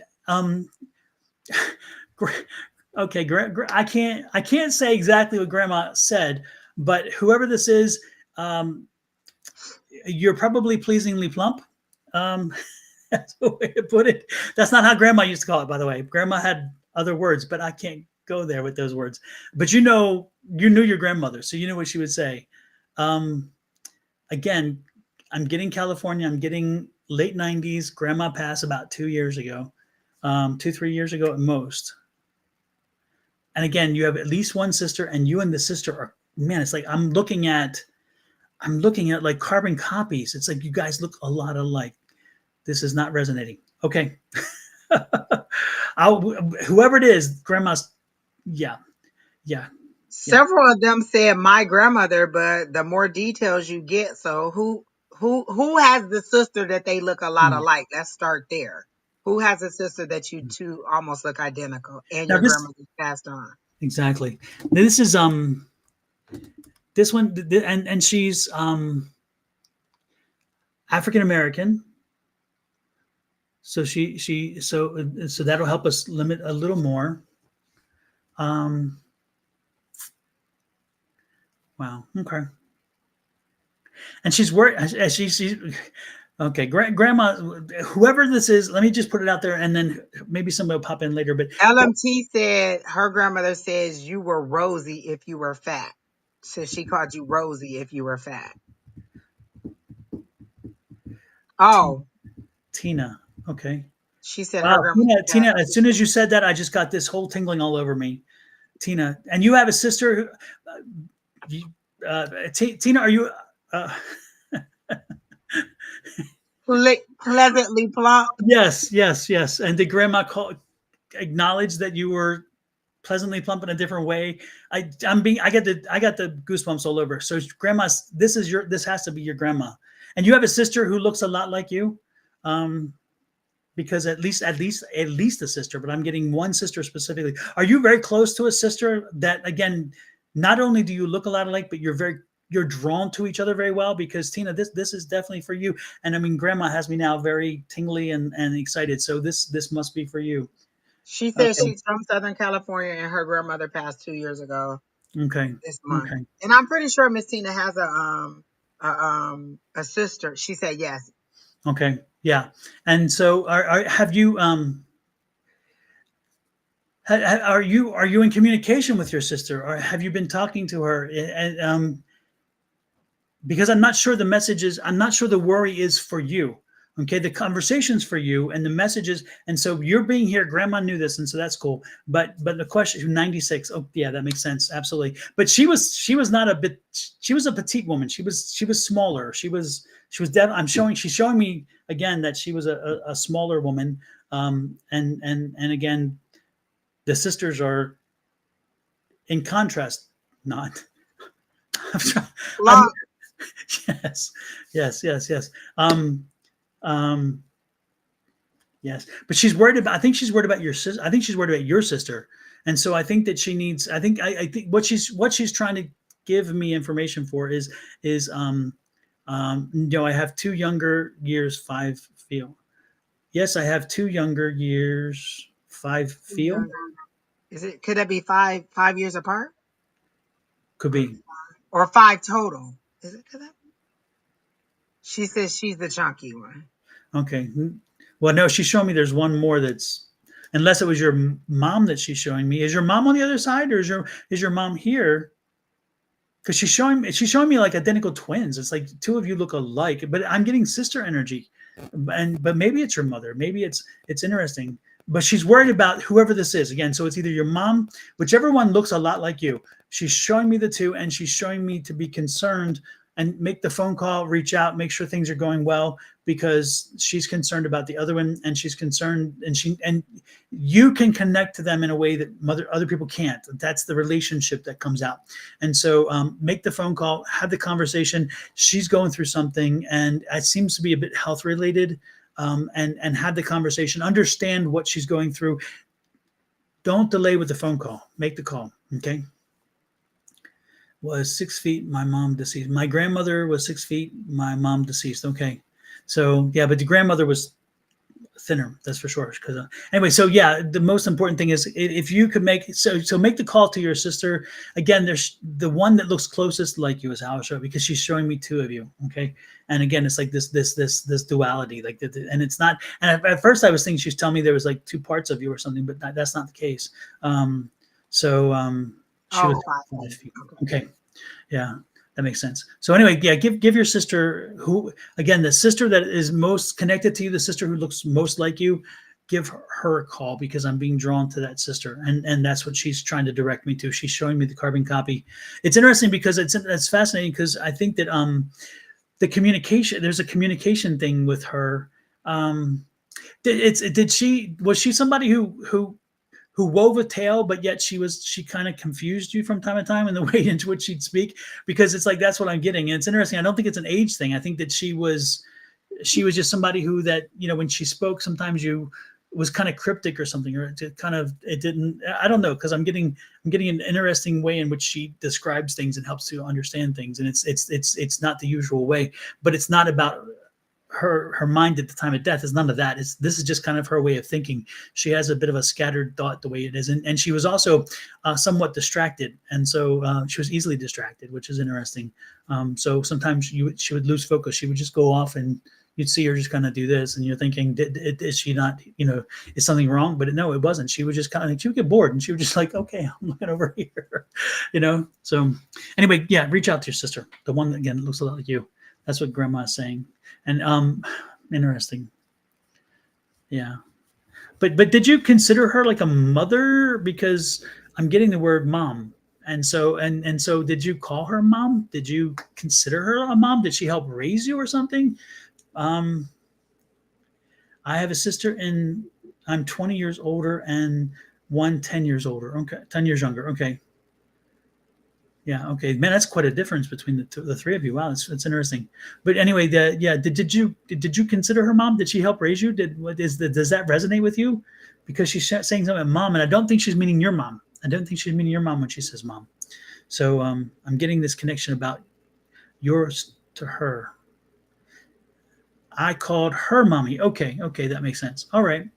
All right. Yeah, make the phone call. Whichever sister you're closest to, whichever sister you're drawn to, maybe call them both, whatever. Somebody needs a conversation, and it's about their health, and they may not even offer it initially, but kind of open up the dialogue and let them maybe come to that point if they can. Okay, give them a call, and don't wait, don't let it get too long. Okay, there you go. That was a little more complicated than I anticipated. It did go pretty fast, didn't it? Mm-hmm. All right, who's next? Who were we drawing on? I don't even remember. I don't remember because everybody popped their question in at the same time, and then you start getting the reading. Let's do Sunflower 89. Sunflower 89, do you have a specific question or a Oh general? my gosh, that's who I was looking at too, Don. Da, da, da, da, da. And the person who said, "Can my brother come through?" The spirits come through on their own. We don't call any of them through. They just show up and come through. We can't make anyone come through, but if they come through, then we'll let you know that they're through. What's your question, Sunflower?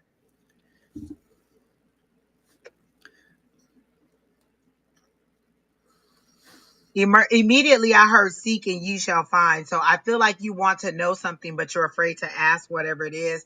And so you're not getting the information that you want. And then I got that you're transitioning from one, like they're showing me you transitioning. And usually with the world card, let me cover these boobies up. Usually with the world card, you're transitioning from your old you to a new you. And usually with the world card, or it also could be travel, but they're showing me a new you that is what type of question can I ask? Anything except for love, Exactly what she asked. and that's exactly what you asked. My fault. I did that one. Um, let me just say this about the love. It's your ex. Why do you want to get back with them? Remember the reasons why you guys broke up. Why do you want to get back into a situation? It's like you were drowning. The Lord rescued you. You said, nope, throw me back in the water and just rescue me again. Like, why would you want to go back into a situation that you felt strong enough to leave? Like you felt strong enough that you didn't want to do this anymore. And now you want to go back into that boat. You like, you know what? I know you rescued me from the burning house, but I'm gonna run right back in there and live in this smoke filled house because that's just where I want to be. So you're asking us, are you going to get back with your ex? But you didn't like this person enough to break up with them. I mean, think about that. Do you really want to go back to that situation? Do you think it's going to be any different? Have you changed any since the last time you really? Because the person that I am now is just the person that I am now. I'm just not going to change at all. I'm just. You either go deal with me and who I am, or you just not. So if you left me, then you come back, you still gonna get me. I'm not gonna be no different. I'm just me. Just do you want me or do you not? Exactly. Some first she said, well, damn, you're right. But I do get that you're transitioning to a new person.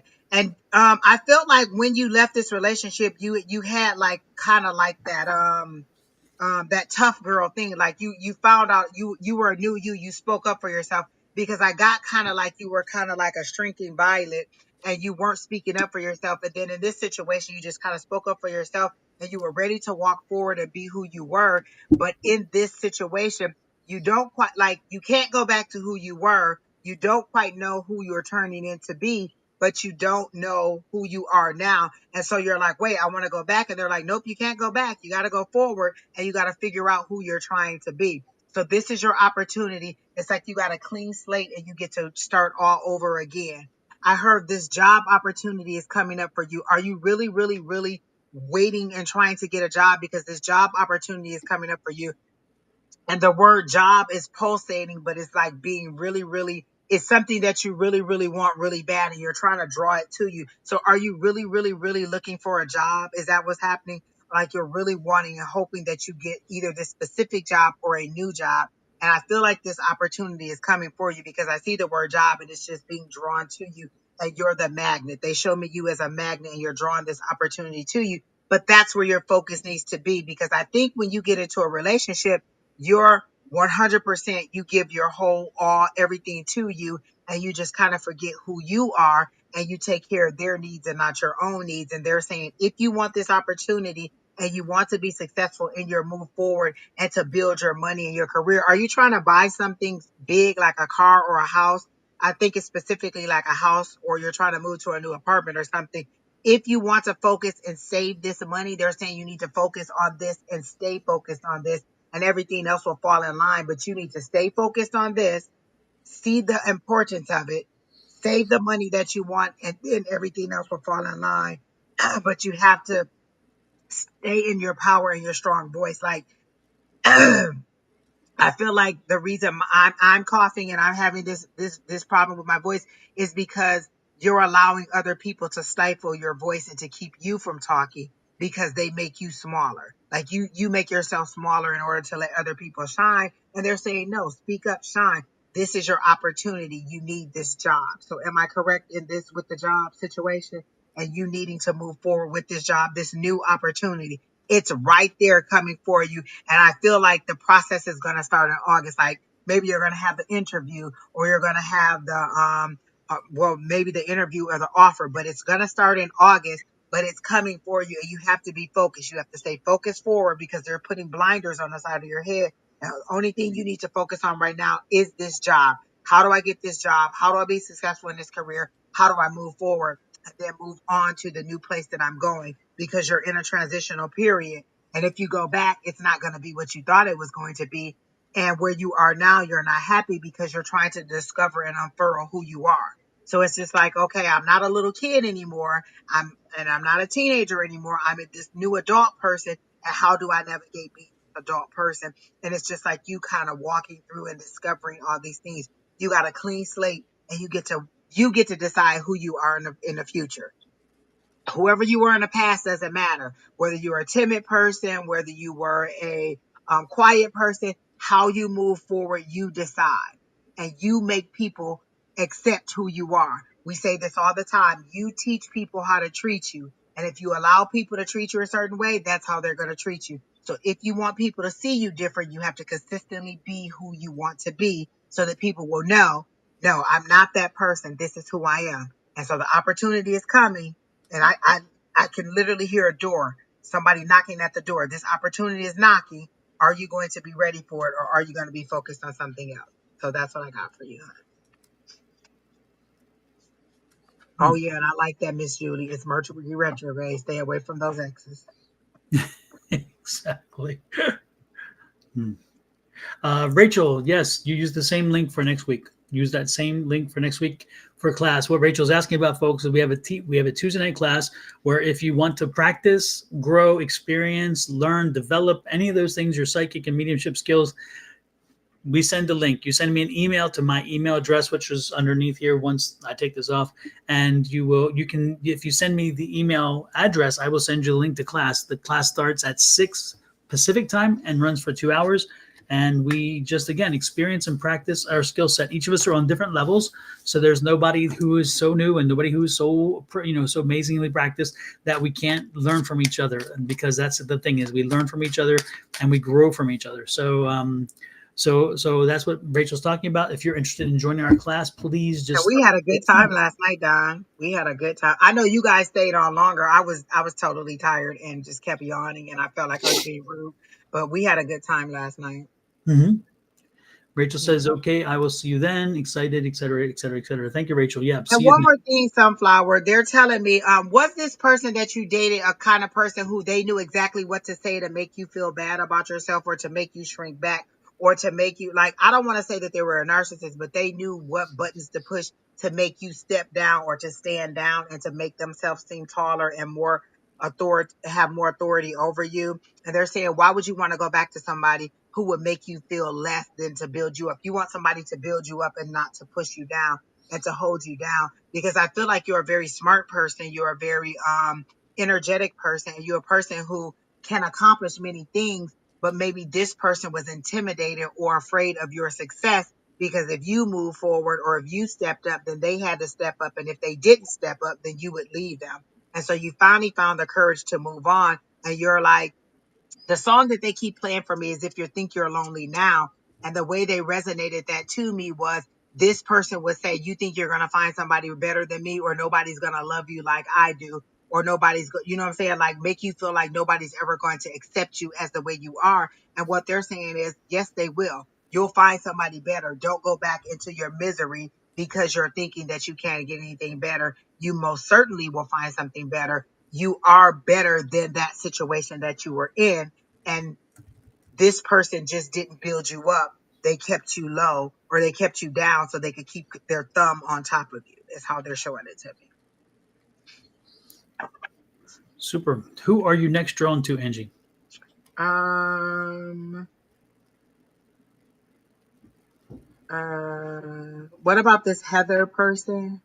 I cannot pronounce that last name. No way, no how. But Heather, she says, I need direction or some kind of reading. Okay.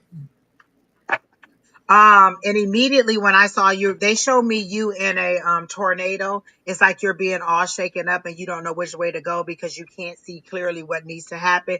And they're telling me that sometimes storms come to clear the path away from you. So it's kind of like a Tasmanian devil is how they're showing it to me. Like you feel like there's so much chaos around you. There's so much disorder. You don't know what to do, but they're clearing the way. So even though you don't feel like you're going anywhere, things happening, you're moving forward, but it's destroying all the things in your path that you don't need. All the things that were in your way or that were a hindrance to you, this is destroying all of those things. So while you feel like you're in a whirlwind and you don't know what to do and you're lost and it's chaotic, they're saying this is clearing the path for you. And once you're ready um to step out of this storm and move forward, then you'll be released, but you'll be released further ahead and away from the chaos and drama. Do you have some family drama with a sister or a female in your life? Because they're showing me family drama. Like I feel like you have somebody in your life who is family and who is drama, and it's a female, and they're putting some distance between you and this female person in your life. Is this correct, Heather? And so this storm is just to move you away. Like it's destroying everything in the path and clearing the way for you. And then once the storm stops and you say that I'm ready to move forward or I'm ready to have some peace and some calm, because they're showing me the Six of Swords, which is moving from chaos to calm. Once you say I'm ready for peace, then they'll release this storm and they'll let you move forward. But you have to really mentally be ready for this peace that they're giving to you, because there's no reason to take you to the peace and then you keep going back to the chaos. So are you having some kind of issue with a female family member or some kind of female? It doesn't have to be a sister. Is there a female family member that you're having an issue with? Your brother died. Is there a female family member that you're having an issue with? Because they keep showing me a female that you're having an issue with, and they're trying to put some space between you and the female. So is there a female that you're having some issue with? And it may not be a family member. It could be a friend. It could be a coworker. No female issues. Okay, then this isn't you and I'm not connected to you. So I'm going to let Don go ahead then. Because they're clearly showing me a female that you're having an issue with. The what I'm getting is now let me clarify this so everybody can understand this. sometimes we get mediumship hits, which means there is a spirit that comes in and it shares with us things, and that's why we give specific evidence about certain things, because we know that first of all, it is a spirit. Secondly, that you know that the spirit, because it's very unique what they tell us, and therefore you would only know, but it's a spirit and a spirit energy.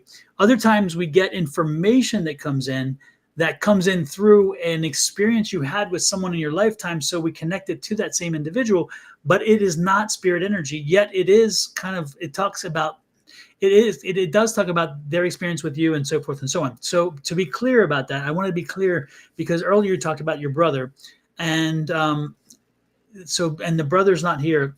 No spirit is here right now in reference to your reading that I'm going to give you. However, there is some kind of energy around Nick, and Nick's energy is one that he was always kind of frustrated with you, because you were so worried about the way you looked, and you did all these things because he always felt that you wanted, you didn't have confidence in yourself, your internal self, and the value you had inside you. And so so you worked hard to make sure that you had to look, and the exercise and the legs and all those things. And so he's showing me a very attractive woman. He's showing me a very healthy woman. He's showing me a woman who did a lot of things to keep themselves good. But he's like, the funny part is you did that for the insecurity that was within, and Nick's energy should always resonate with you. And again, it's not Nick being here and telling me this. It's the energy he imprinted on you, and it is like he's reminding you that you have so much worth and value inside, and you don't let people see that, but you're so comfortable with them seeing the physical side, and he's telling you to open up and share that with people. Let them see how wonderful and how knowledgeable you are, because it's interesting. It's like you even question your intellect. It's like you kind of like, I'm not bright enough, I'm not good enough, and you're never enough. Well, and Nick is like, and I don't know if he ever had this conversation with you, or whether you suspected this conversation with him or something. And then again, that's why the energy. But you need to, and maybe that's the female issues you're talking about, Angie, she's fighting with herself in that sense, because she doesn't give herself the value. She doesn't give herself she doesn't acknowledge all that she is and can be, because again, there's part of her that is hidden behind a facade. It's like, if I'm looking good, people won't look deeper. Let them look deeper. You have a lot to offer. You're very deep. You're very thoughtful. You have a lot of things to offer. So don't hide them under a bushel. Don't hide them under a nice facade. Be the beautiful woman you are. Take care of yourself, absolutely, but also open up and let them see the beautiful woman inside. And I think maybe that's that conflict that you were talking about. I don't know. So, and again, Nick, whoever Nick is, and the energy I'm getting again is your energy with him. You knew him. You knew, again, some of his issues with you and some of his issues, period. Because I think he had some issues. I don't think he was the healthiest person in the world. But again, that's why he would probably have that conversation with her. He'd be more direct with you. And I'm getting She silence. is So dead set on it being her brother. She doesn't want to hear anything but that we are connecting with her brother. So I think she's blocking out everything else that we're saying, unless it's her brother that we're saying, because you know how sometimes people come in and you're doing a mediumship read. Oh, now you're going to pull my person in, but we can't make a spirit come in. Like if they come in, then we'll tell you what they're saying, definitely. But if they're not, then we can't. And I think that's what it is. She really wants the brother to come through. Oh, she says she's driving. Oh, okay. okay. Well, hopefully what I said resonated. And again, let that light out. Let your light out, shine to everybody. Let them see the inside. Let them know that there's somebody behind the facade. It's not just a facade. The facade is very nice, but there's something so much more, so much deeper. You have wonderful ideas. You're full of information. You've learned so much, and you put so much away. You have so much to offer. Were you an actor or something? Or at one point, were you on the stage? Because I'm getting again this again, and maybe that's And I facade. just keep hearing, I want to escape, escape, escape. Like she wants to escape whatever this is. And Mm-hmm. so they're separating her from whatever this drama is. Mm-hmm. So I don't Yes. know. I don't know. They're moving her fur away from wherever her roots are. So they're sending you. like they're moving you far away from whatever it is, and it's you escaping the drama or whatever this situation is that you're going through. And but I don't know that it's relocation. Oh, I want to get married and have a child and just feel stuff. Oh, okay. Be careful with that. Be careful with that desire because it is so. Um, don't be thirsty, okay? Because you draw. If you're not careful, you will draw in not necessarily the people that they're not Mr. Right. It'd be more of a Mr. Right Now or Mr. Wham Bam. Not that And it's bad, but wanting a child, can you afford a child? Like a lot of people want a child, can you afford a child? Like we just talked about how much a case of diapers costs, how much a case of milk costs, how much childcare costs. Are you in a position where if you had a child right now, you could dedicate the time and energy and have the space and the resources to take care of a child? Like, would you be able to take care of a child on your own? Or even in a relationship, are you financially set and ready to bring in a child? good points both. Absolutely, all good points. All again, it's a whole lot of its own little. Yeah, yeah. No, I kind of got that energy as well that you were a little bit older and you the biological situation, all those things, and but yeah, but were you acting at one point? Were you on stage or were you a performer or singing or something? Because I got that energy, and that's like um, that is as a complication because it's like you miss that as well. You miss the attention. You miss again you and I don't know if you banked on your looks all your life earlier and then as you're getting a little older, you're just not what you see in the mirror is not maybe pleasing you so much, and that's part. I don't know. It's interesting. There's a whole Or lot. were you pretending to be this person that everybody thought you were? Like in my 20s and 30s, um, I always felt like I was what everybody wanted me to be, what everybody expected me to be. And so as my world started to crumble, it was like, well, you're not, you're not the same Angie. You're a different Angie because the person I pretended to be was no longer there. Like that Mhm. person wasn't there and I had to be who I really was. And that pretend person was somebody who was really engrossed in that religious doctrine. And so breaking out of that, I had to be who I really, really was. And so were you pretending to be, and not necessarily pretending, but you were being who everybody thought you should be. Like maybe you're the smart one or the older sister or the pretty one or the outgoing. Like I, I'm the party girl. So every time there was a party, you were the person who would get sloshed and blah, blah, blah. So were you being what everybody expected you to be versus who you really, really were? Like right now, my no is so strong now. Like I've been like, nope, I don't want to go. I don't want to do it. I don't want to know. No, no, no, no. And where in the past I would go, even if I didn't want to go, I would just be obligated to do things that I didn't want to do to make other people happy. And now I'm like, nope, I just don't want to, and I'm not going to. And so I truly just became who I was and stopped being who everybody expected me to be. So that could be it too. It not necessarily pretending, but just fulfilling who everybody thought you were or you should be. Mhm. Absolutely. All righty then. Who are you drawn to next, Angie? Um, I don't know because I don't want to get a love reading. So who are you, John? The person I wanted to do, I feel like it's gonna be a love reading. I just don't want to do it. Oh, Christina asked for a career reading. Where's that one? Oh, right She's underneath. I see it. Yeah, right underneath. Christina. Are you still here? Oh, that's not the same one though. That's the Thursday thing. Yeah. Christine. She says she has two jobs. It's at 2018. Okay, there you go. Yep.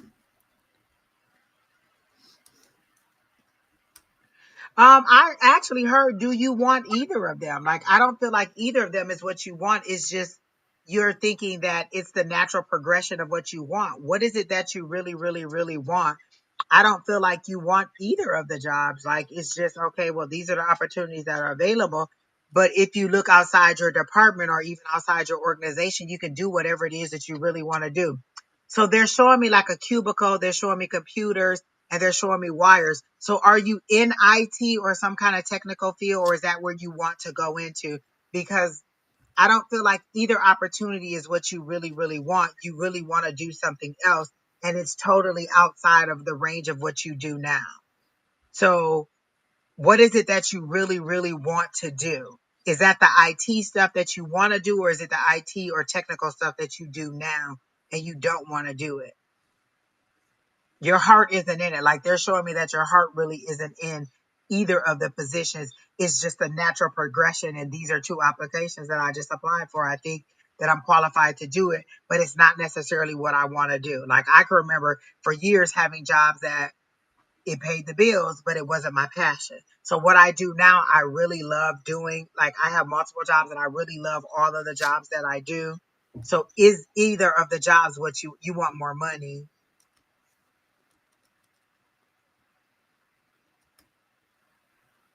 What they can do in a few months. Right.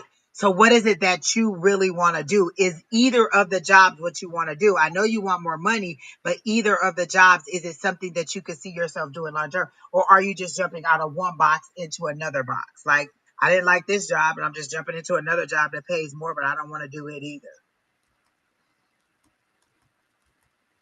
So again, you can still find what you want to do and get the pay that you want. Like the job that I have now, it's more money than I've made before. And it's something that I actually enjoy. Where in the past, I accepted jobs that I thought were paying very well, but I didn't like the job. So pursue what it is that you really, really, really like doing. It's not what you want, but it's what you know. Then what is it that you want to do? Sometimes these things happen because it's for us to discover what we really want to do and to pursue what we really want to do. So what is it that you really want to do? And have you looked for any opportunities in that area? Because you may discover like, wow, this pays even more than I thought it would.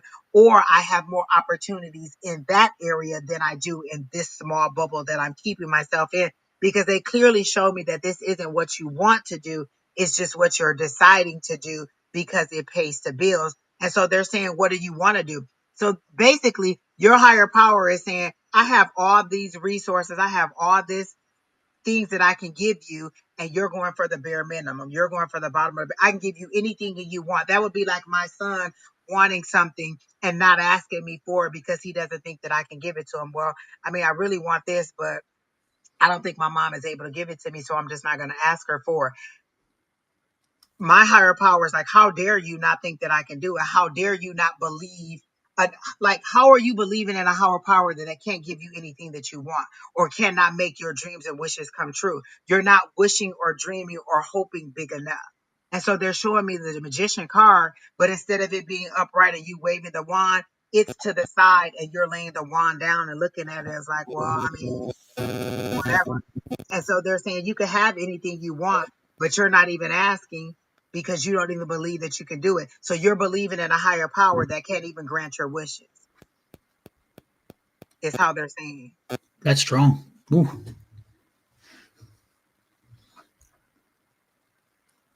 It's what you know. Then stay where you're at. Then that's what it. I don't see you getting either of the jobs. Honestly, I do not, because I don't feel like it's what you want, and I feel like your higher power is trying to say, "Hey, ask and ye shall receive. We'll give you what you want if you ask for it."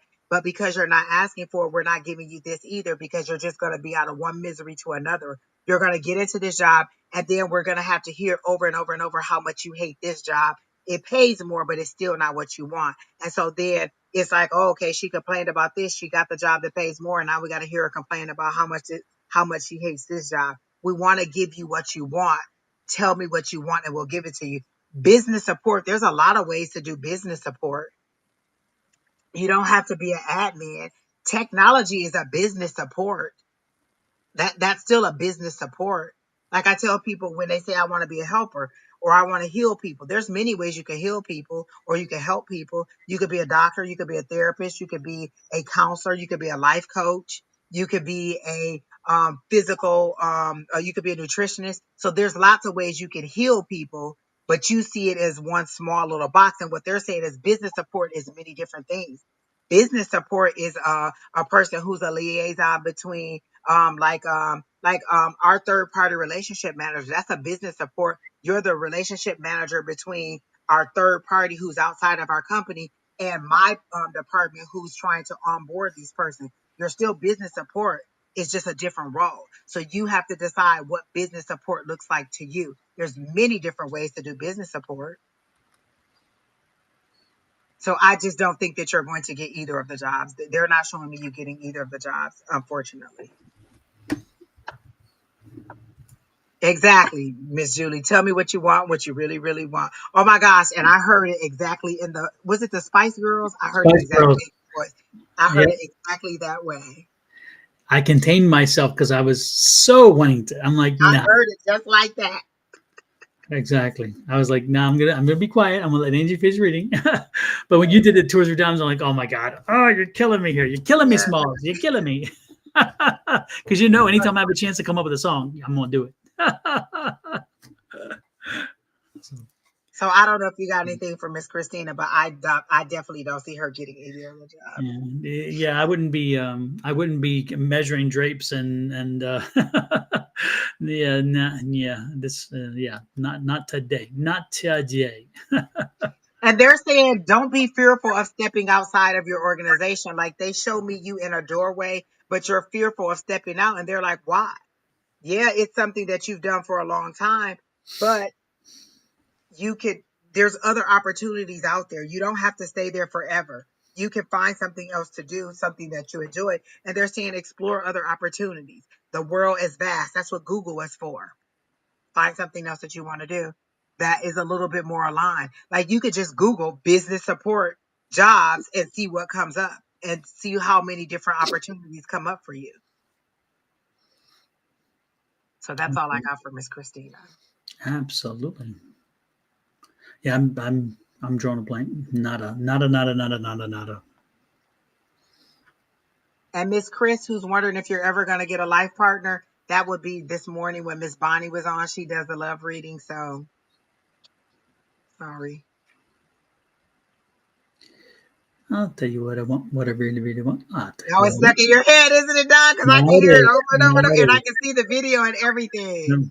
The worst part is I'm now hearing, but it's stuck on my head because of Big Bang Theory.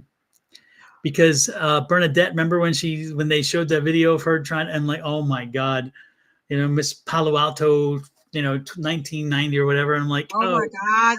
yeah, it's even more twisted. It's like, the Big Bang Theory. She was the big in the pageant thing. Is that Yes, it? she had a big puppy skirt and Yes, all yes. that. I love that show. I'll tell you, I can watch a marathon of that anytime. Absolutely, absolutely. I have like 96 different episodes copied on my DVR, and I'm just so when I'm in need of a fix, I'm like, let me bring my I own. love that show. Oh my gosh, yes. So who are you next drawn to, Miss Angie? I don't know anyone. I'll tell you who else. Who is here? Let us know you are Chris here. just said about career. She was also the person, I get a female energy with Chris. Um, oh, she says, will she ever get a private nursing job again? Brittany Kittle, Andrea, 54. So any of those. Let's do Chris and her private nursing job. I do want to touch on Bonnie one time because Bonnie asked about her piano, and they Mhm. showed me it. What is the significance of that piano? Did it belong to somebody, or is like there seems to be a connection to the piano is the reason why you can't really truly let it go. Like you want to sell it, but there is some connection that is holding you to the piano, and that's the reason why it hasn't sold. So there's some personal heartstring or some kind of memory that is tied to it because they're showing me the Six of Cups and that's why it hasn't sold. So you're either going to have to cut the cord or cut the memory to that in order for it to sell, or you're not going to sell it. So it's a yes and no. Yes, if you cut that cord or that memory or whatever that attachment is to it, and no, if you can't separate yourself from whatever that is how they're showing me that on the piano. And then on this nursing job,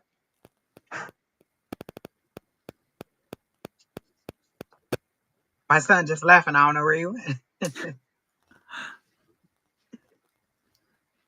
Bonnie says cutting cords tonight.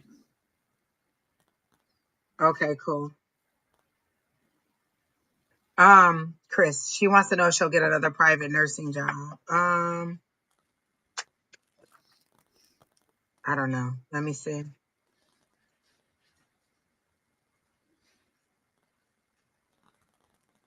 Let me see what I get for Chris.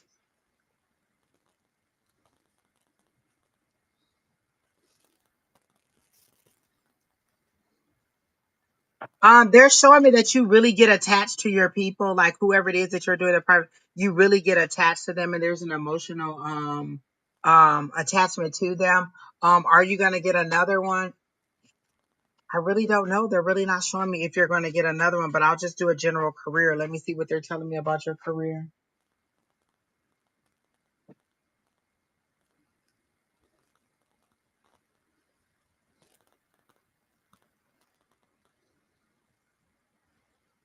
Okay, let me see if I get anything general for career. Don, if you get anything, you can go ahead. Well, for me, it's interesting because I don't know. I don't know. For me, I just wonder. Yeah, no. The impediment. It's like you're the impediment. Why would you ask again? Why do you ask the question when you know that the answer lies within you? It lies with you. And so I'm at least that's what I'm getting the energy around it is that the energy is yours. You are the impediment to making that happen. Are you not putting the word out? Are you not networking? I mean, what is it? Why is it that things aren't adding up? Because again, I'm getting the feeling there's no reason that, because again, there are opportunities available, there are people available to, and you have you have the skill set. So my feeling, it's you. And so what's holding you back, or what are you not doing? And again, you are your impediment. You are keeping yourself from an opportunity like this. So what is it that, why is there a block? Why are you blocking it? If you remove yourself as the block, if you remove yourself as the impediment, I get no energy that says you can't do it. Everything is positive. But the one thing that is, as I track back through the energies, again, is training, education, certifications, all those things. Yes, you got those things checked. What is the thing about you? Why are you not allowing yourself to allow this to happen? Again, you're blocking. Right, and Don, what I heard was, where are you looking? Because lots of people need personal assistance for, like need home health care people. So are you just trying to find a wealthy family to take care of one person, or are you looking to be a private nurse for multiple people? Because they're showing me like there's lots of people who need care nurses, but are you just trying to find somebody like a wealthy family that you'll just work for that one wealthy family? That's how they're kind of showing it to me. Oh, private pay. That's still accessible. I mean, again, it's out there. The question is, what are you not doing to make it to make it happen? And I mean, it's a networking question. What is it you're not? What is it that you're not doing? What part of And the aren't program? there recruiters that'll do that for you? Absolutely. Not only recruiters, but there are physicians who love referrals, love having somebody to refer, because especially physicians who work with the geriatric set, that's what they do, and so they're always looking for good quality care. Exactly. Yeah, through word of mouth. And that's what my point is. What is it you're not doing? Why are you not networking? Why are you not out there connecting to and meeting the people who can get you, that will facilitate the connection between you and these people? And again, that goes to geriatric nurses, geriatric doctors, the folks who work with this clientele, also the clientele that are, that are the facilities that are private facilities that are that require that you be wholly healthy, and therefore, and therefore they, a nurse would be important for them, I mean, yeah, you're not, the energy has to, you have to put the energy out that you want this, and you have to do the search, and you have to make it happen. And I just feel that you're not putting the energy, you're not doing as much as you can, because once you do, you're going to find it. It's going to happen. And again, you've already been part of the mix. You've already been in the conversation. So it's not that difficult to get back in there. Well, again, you said probably because I have a master's degree and I am also a nurse practitioner. None of that will keep you I mean, the nurses are needed these days. So none of that would keep you from it. I just haven't taken my board exam. Board exam for the nurse practitioner, or board exam for what? Because again, you say you're a nurse already. So again, you to be a private nurse, you don't necessarily have to be a nurse practitioner. At least I don't think that's the case. Is what the energy I'm getting. Because I'm not. But you are a licensed nurse, correct? Because to be a nurse practitioner, you've had to have your PN and your RN or whatever. Yes, a registered nurse. So again, why you're throwing shade, you're throwing smoke, you're putting, the reality is if you want it, you have got to identify yourself as wanting it. You've got to put the energy out there that you want it. You have to set the affirmation that it's coming in, and then draw it in and do the work. Again, if you are already a registered nurse, and being a nurse practitioner is not required to be a home health provider. There's no correlation between the two. It's just a higher level of qualification. And it's interesting because if you're a nurse practitioner, you can write a check, you can write your own check, you can write whatever, because I'm telling you that nurse practitioners are so much in demand right now, because you are given so much leeway to do pretty much what a doctor can do under their observation, under their care, whatever you want to call it. And so, I mean, these urgent care facilities are filled with nurse practitioners and medical assistants who are working under the guise of a physician. So if you don't take the board, if you haven't taken the board to get certified as a nurse practitioner, then you need to do it. But that's not going to keep you from being home health care. Home health care does not require you be a nurse practitioner, especially in a private setting. The qualification is have you done it before? Are you good at it? Do you have references, etc.? So again, in my opinion, you are the impediment. You have got to get off your ass. You've got to get off your ego, get off your mind, and do something to get out there, to get your word out there, to get yourself out there, and later on take care of the board or whatever. But don't marry the two, because they're mutually exclusive. They are not requirements. Okay, that's exactly, what I'm getting. Alexa. I'm like, I'm so confused.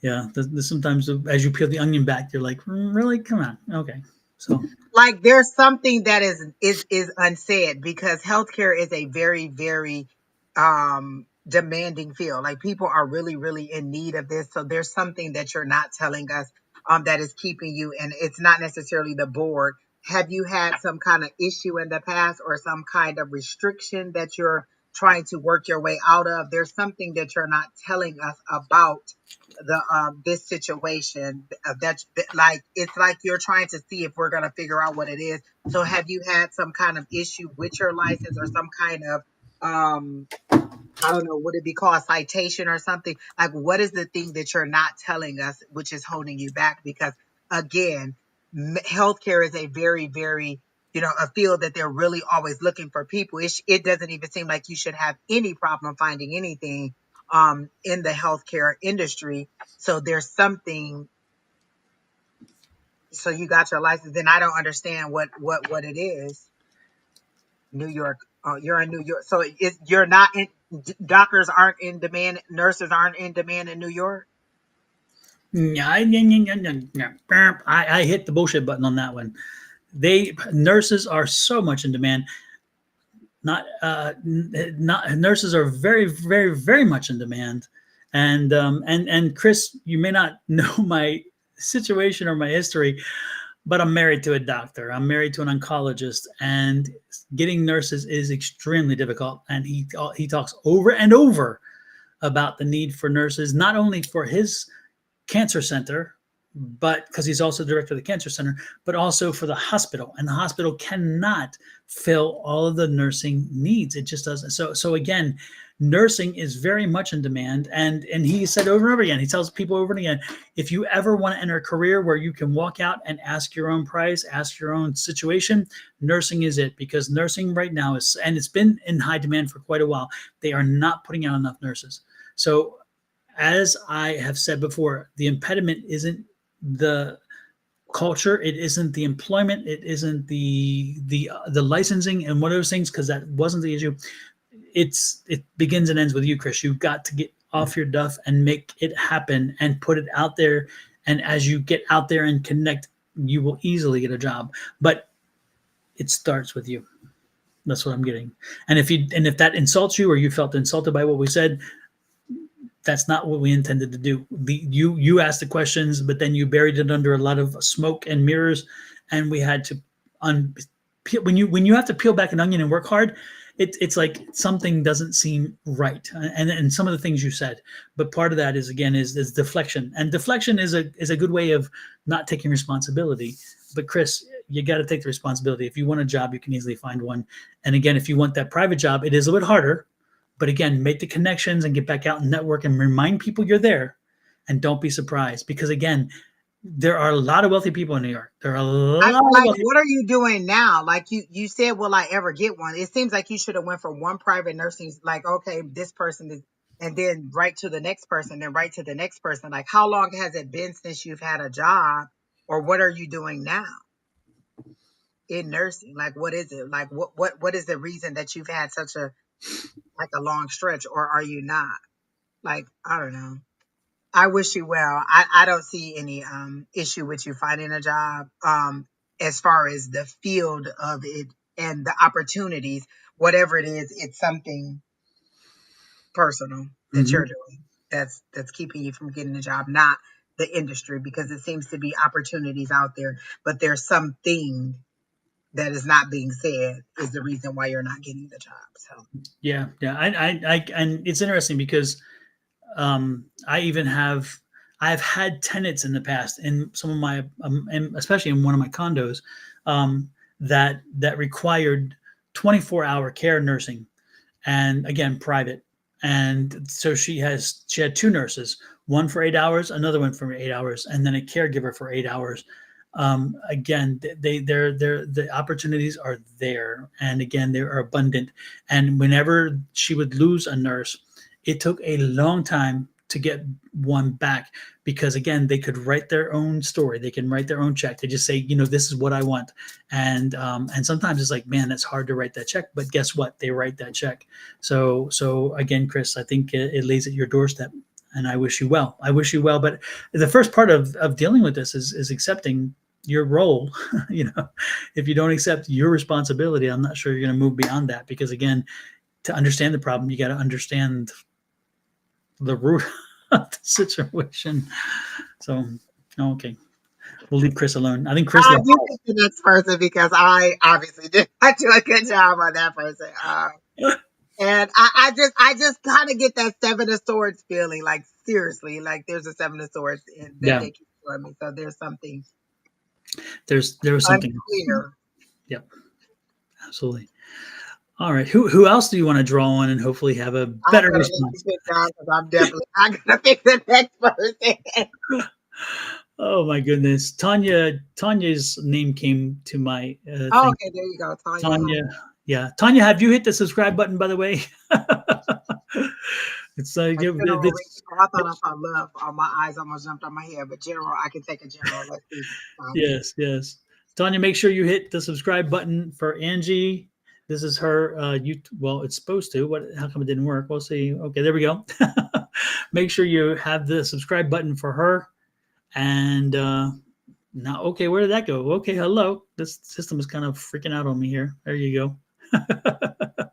And then once you've gone to her site and you've hit that subscribe button, before you leave mine, because you're on my side apparently at this point, make sure you hit that subscribe button. But if somebody else is not on my side yet, please come on over and join us and hit the subscribe button. So what you got for Tanya there, Miss Angie? She seems like a really young lady. Like, I feel like early like 20s or 30s. Like, I don't feel like she's far along in her life. I get a young energy from her. And if you're not young, then I get a very vibrant young energy, like starry eyed. The world is still your oyster. You can still accomplish things. You're going through an emotional situation because they show me water. And I thought it was maybe the picture behind you, but they showed me a pool, a swimming pool and water, and the water is clear. So you're going through an emotional situation that, um, you seem to know what to do, but you seem to like being in it. You seem to like whatever it is that you're going through, and you're not trying to get out of it. Like, it's not a heavy situation, but it's not the ideal situation. You're turning 42. Oh my gosh. But your energy is such a light and youthful energy that I get from you. I don't get anybody in their 40s. I really get somebody in their 20s or 30s. And you still seem to have a very optimistic attitude toward what the world is, but you're going through a very emotional situation. Like, maybe it's a situationship with a relationship, and it's not really ideal or what you want, but you're also not really ready to leave it. It's not bad enough that you want to leave, but it's not great enough that you definitely want to stay and be in this forever. So I kind of get that. It's more of a situationship, not really a committed situation, but also not like a just a fling either. It's something that's been going on for a while, but it's ideally not what you want, but you really are looking for something long term. But what you're willing to stay in it until you're ready to move forward or something like that. Is that true? Because I don't get that you're really you're not terribly unhappy, but you're not, this isn't the greatest love of all. Um, All right, I Whitney. see. Exactly. That is exactly what came up too, and I heard it in her voice, greatest love of all. Yeah, But I I'm not don't get much perfect. else for you. You do want a long-term commitment. I do get that you want to be married. You've never been married before, and so you're wanting to be married. And that's where I think I still get that youthfulness. You still want all those things that people want in their 20s and 30s, and you just have not accomplished those things yet. And you're still hopeful that those things will happen.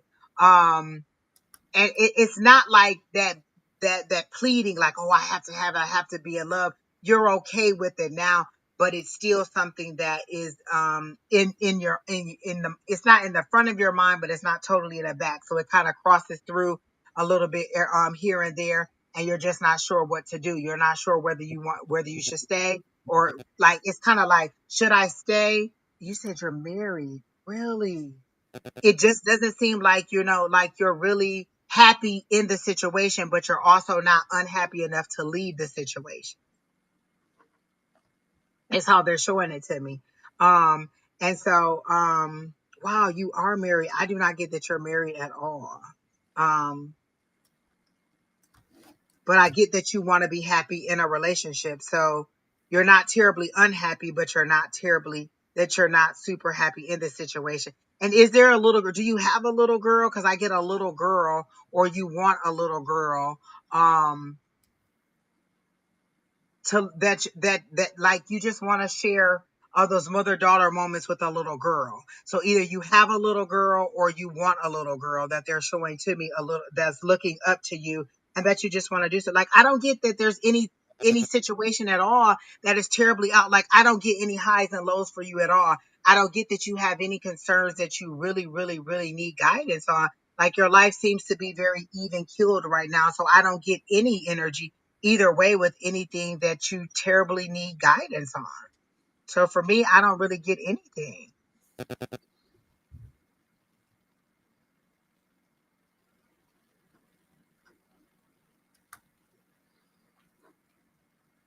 Oh, you always wanted a little girl, because I can see the little girl that you wanted, like a mini you that you could do youthful things with.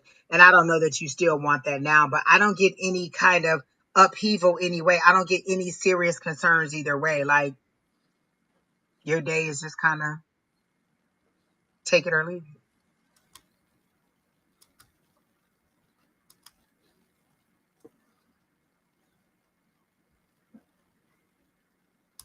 So I don't really get anything for her. Anything serious or out of the norm, like where she really needs some guidance on it. Like the other ones came really, really, this is what you need to do. And I don't get that there's any upheaval or anything in her life at all.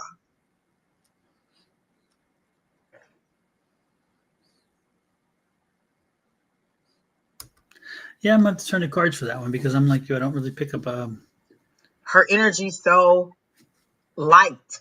Mm-hmm. Like there's nothing really going on. And maybe that's it. You want something to shake up and to give you some kind of vibrance, but I don't get anything.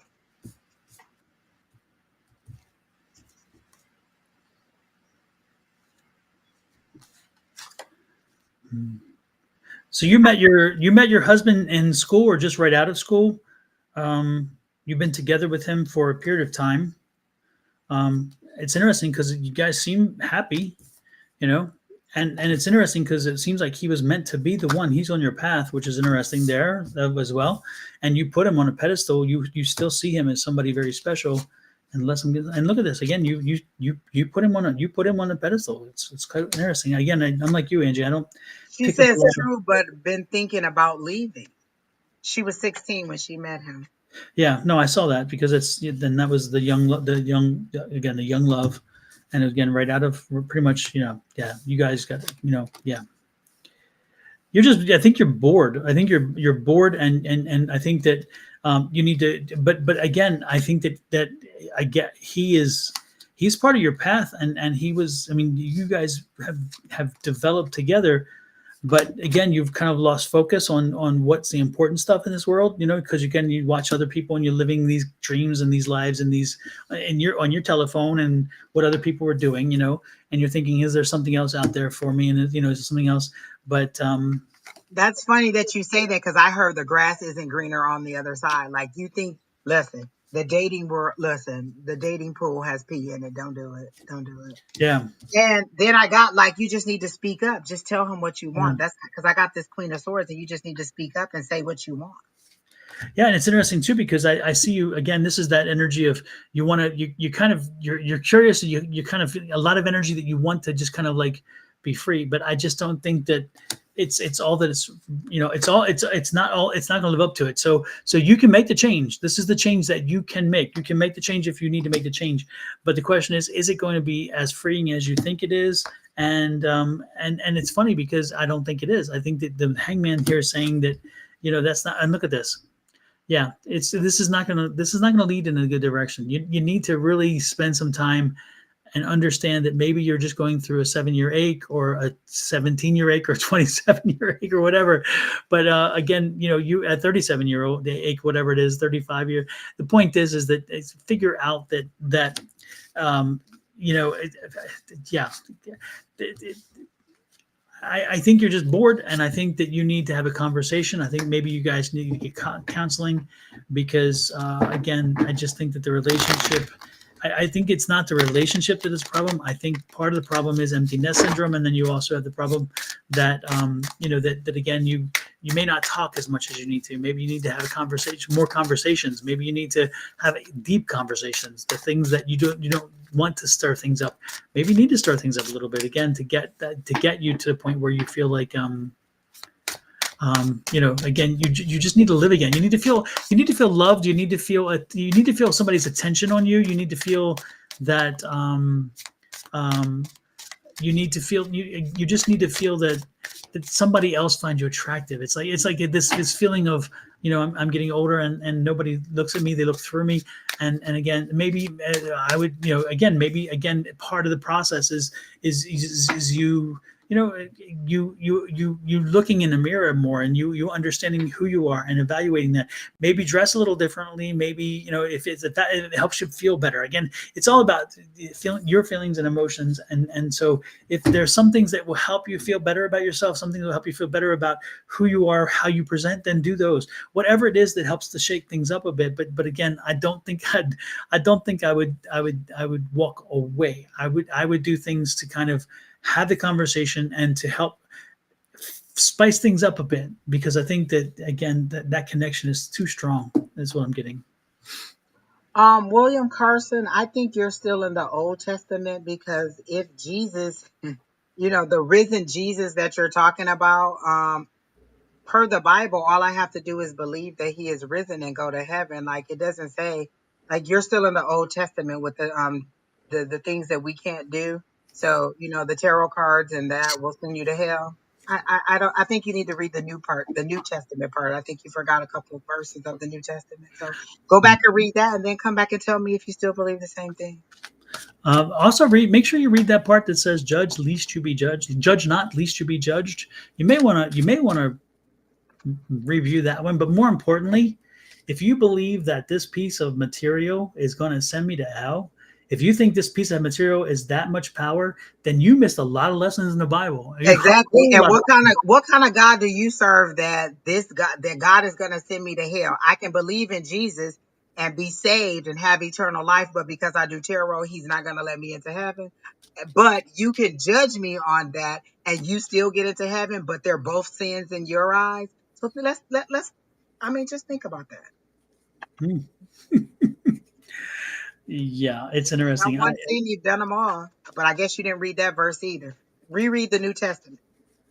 Yeah, yeah, And maybe. then if you don't like it, you can always just click off of our channel. You don't have to be here. Yeah, and one thing that Angie said that that I would stress, just the one word, is read.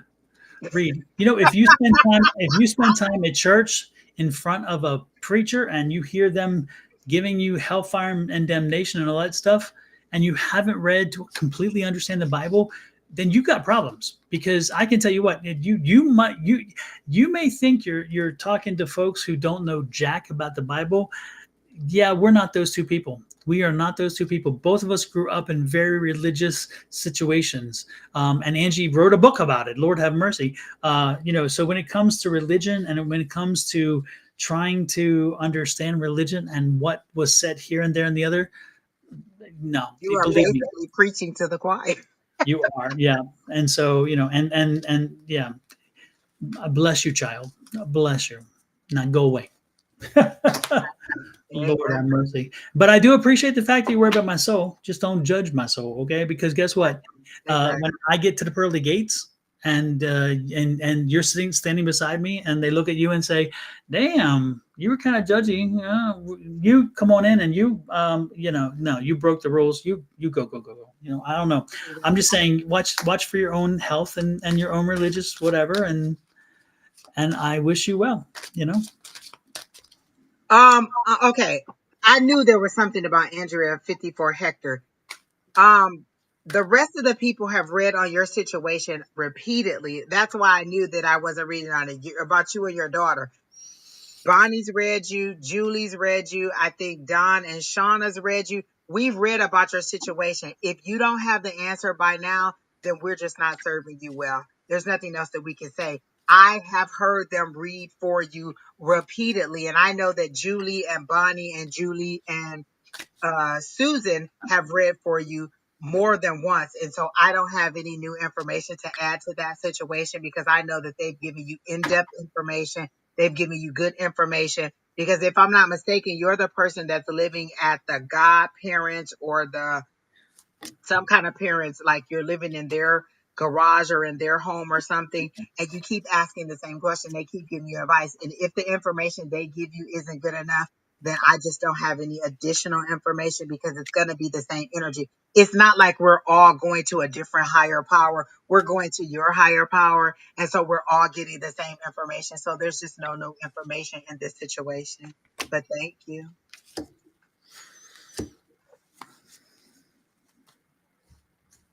And believe it or not, we talk.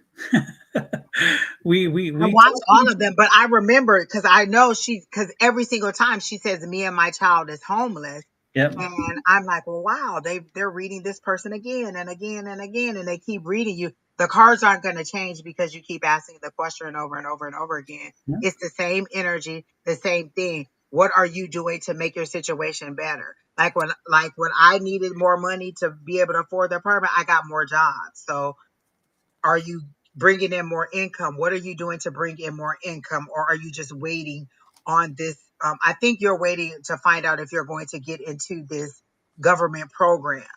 That's what it is. If I'm not mistaken, you're waiting to see, and they've told you repeatedly that answer, yes or no, regarding that program. And you're just asking over and over and over again to see if we can speed up. We don't speed up time. We just tell you what we see.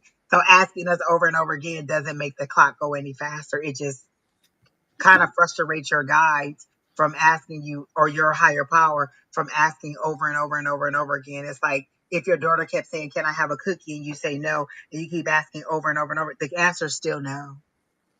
Yeah. So Yeah. And it's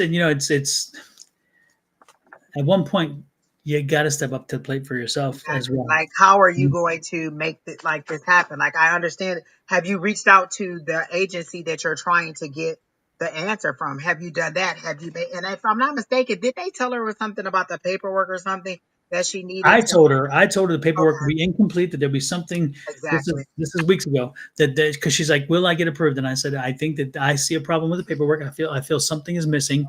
And if I were you, I'd go back and I would read the application, I would read the requirements, and I would make sure that something isn't missing, because what I'm picking up is that something is indeed missing from your package. And that's the last that I've after that, I'm like, I'm not doing another reading, And because I I'll go. understand you being on disability, but let me tell you this. I work at Amazon in the warehouse, and there is a guy, his whole left side, he can't move it. He can't move his arm. He drags his foot. And let me tell you, he's in Amazon every single night from 9 p.m. to 6:30 a.m. working 9 hours with that disability. So having a disability doesn't prevent you from making money. That's just what you're accepting. Whether you're in a wheelchair, you could be a greeter at Walmart, whether you, whatever your disability is, there's still ways for you to make money. So saying that I have a disability, that's just not the final end all be all, because I work with lots of people who have disabilities at the warehouse, and they have physical disabilities that I can see, and they probably work harder than some of us who don't have any kind of physical situations to go on. But I do remember Don giving you information about that paperwork. And have you looked into the paperwork? Have you done any of those things? So I get it. So if you've turned everything into the agency, then it's just about you waiting for the decision. Asking us every single day isn't going to make them give you an answer any faster. It's just you have to wait. If there's that process takes a while, and so either you're gonna say, "Hey, higher power, how do I get out of this situation on my own and make enough money where I don't have to depend on this program," or you're gonna wait for this program to go through and get what it is that you need. But again, asking the same question over and over and over to multiple people doesn't mean that we're all going to a different source. We're all going to your higher power and getting the same answer. Okay? Exactly. Read Don's book. That is true. All right. So do you have anybody else, Don? Or No, not really. I wasn't drawn to. I wasn't. I was distracted anyway. So I was come. I must admit, I was a bit distracted. So yeah, I hey, Kathy Helton. It's good to see you. I don't think I've ever seen your name. She says, "I'm so glad I caught you too, but it's nice to see you." Is somebody about to get married, Kathy? I get a wedding. They showed me the four of wands. Is somebody about to get married, like one of your children or a relative about to get married? Or I hope I'm not spelling it. Like I feel like there's about to be a wedding or a celebration in your life, Miss Kathy. don't see it, Kathy. She's under Haley O'Brien and Brittany Kittle at 2118. Okay, I have to go back then, I guess.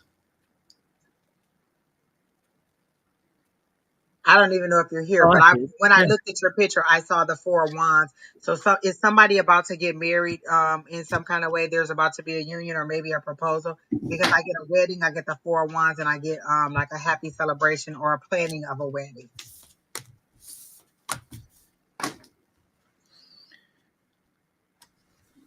Kathy, are you Maybe here? she's not here. Maybe she's not here, but I saw that immediately. So somebody's about to get married in her family. Deborah Schmidt, I didn't even see your question, so I don't know. Yeah, I didn't see a question there. Reply to Kathy Hilton. I am here, not that I know of, going to a funeral. Oh, you're going to a funeral. I got the Four of Wands. I didn't get a funeral. I got well, no, I got the Four of Wands, and I don't think that's a funeral. I mean, but well, you know what? It's a reunion. Celebration of life. And it's a celebration, so it could be that. But Mhm. I definitely did get family members. So Four of Wands is reunions, reunited with family and friends, and a celebration. So it could be a celebration of life. I do see that, and I don't feel like it's going to be a. I don't get it that it's going to be a sorrowful time. I get like a joyous occasion where everybody's kind of happy and the family's back together in a large group together again. Deborah says general. Okay.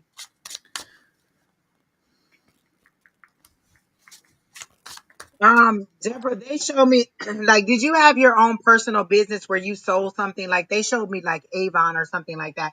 So did you have a side business? Because I feel like you have a regular business and a side business, and you're you're trying to figure out how to make your entrepreneurial business, how to pick it up and give it some momentum again. Is that true?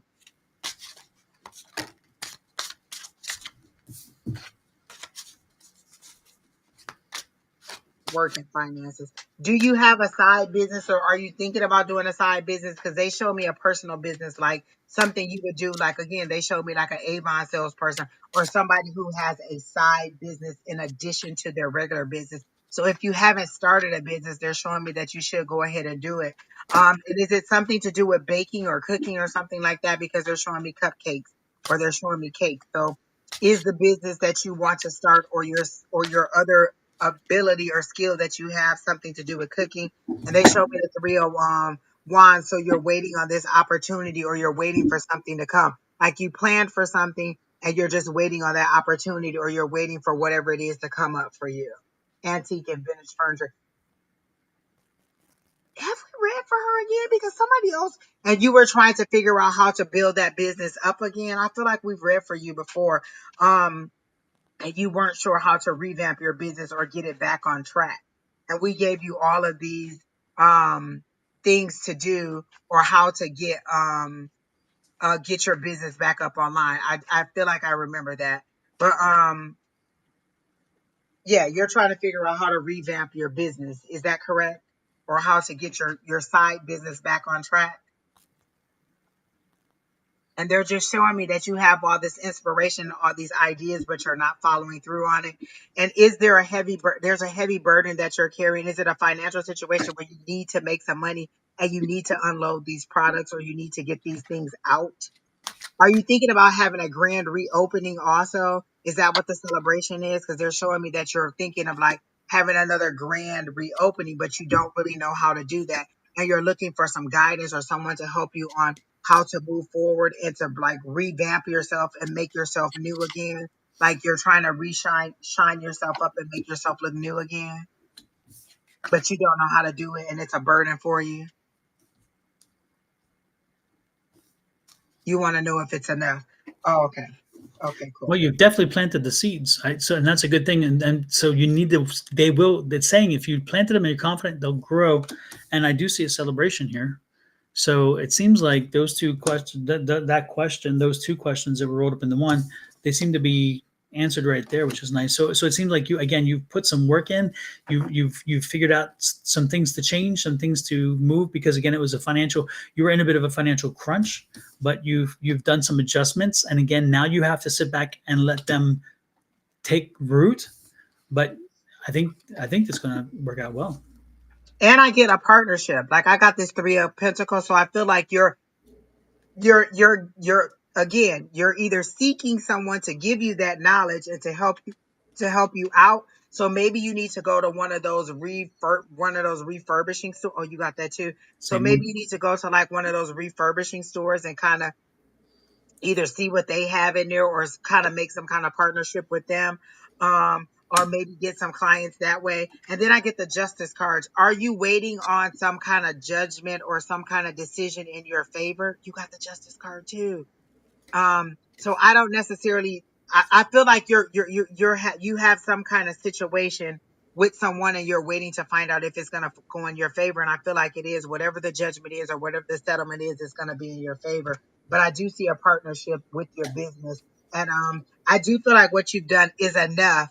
But you just need a little bit more guidance or a partnership with someone else. Like the things that you're doing to revamp yourself and to make yourself new is out there. But again, remember, if people are in a financial crunch, they're not necessarily spending money on antique furniture and trying to pay a high end amount for it.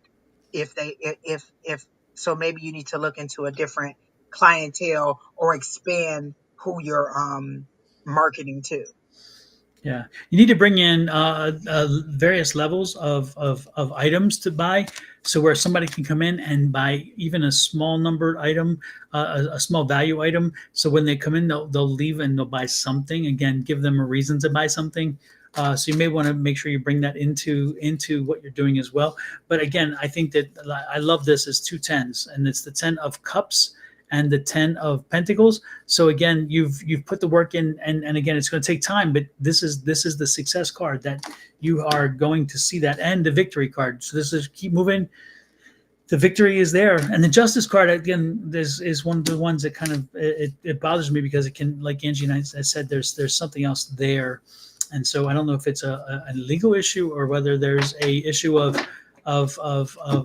right and wrong, and it's like you were wronged and then it's gotten right. I don't know, but Right. That's why I feel like she's waiting on some kind of decision on some kind of, maybe she had an altercation or not an altercation, but she had some kind of conflict with somebody, maybe another company that she was working with, and maybe they owe her money, or maybe they, like I mhm, feel like some business transaction didn't go correctly and you're waiting on some mhm. kind of settlement or some kind of decision on that. But I kind of feel like it's gonna go in your favor.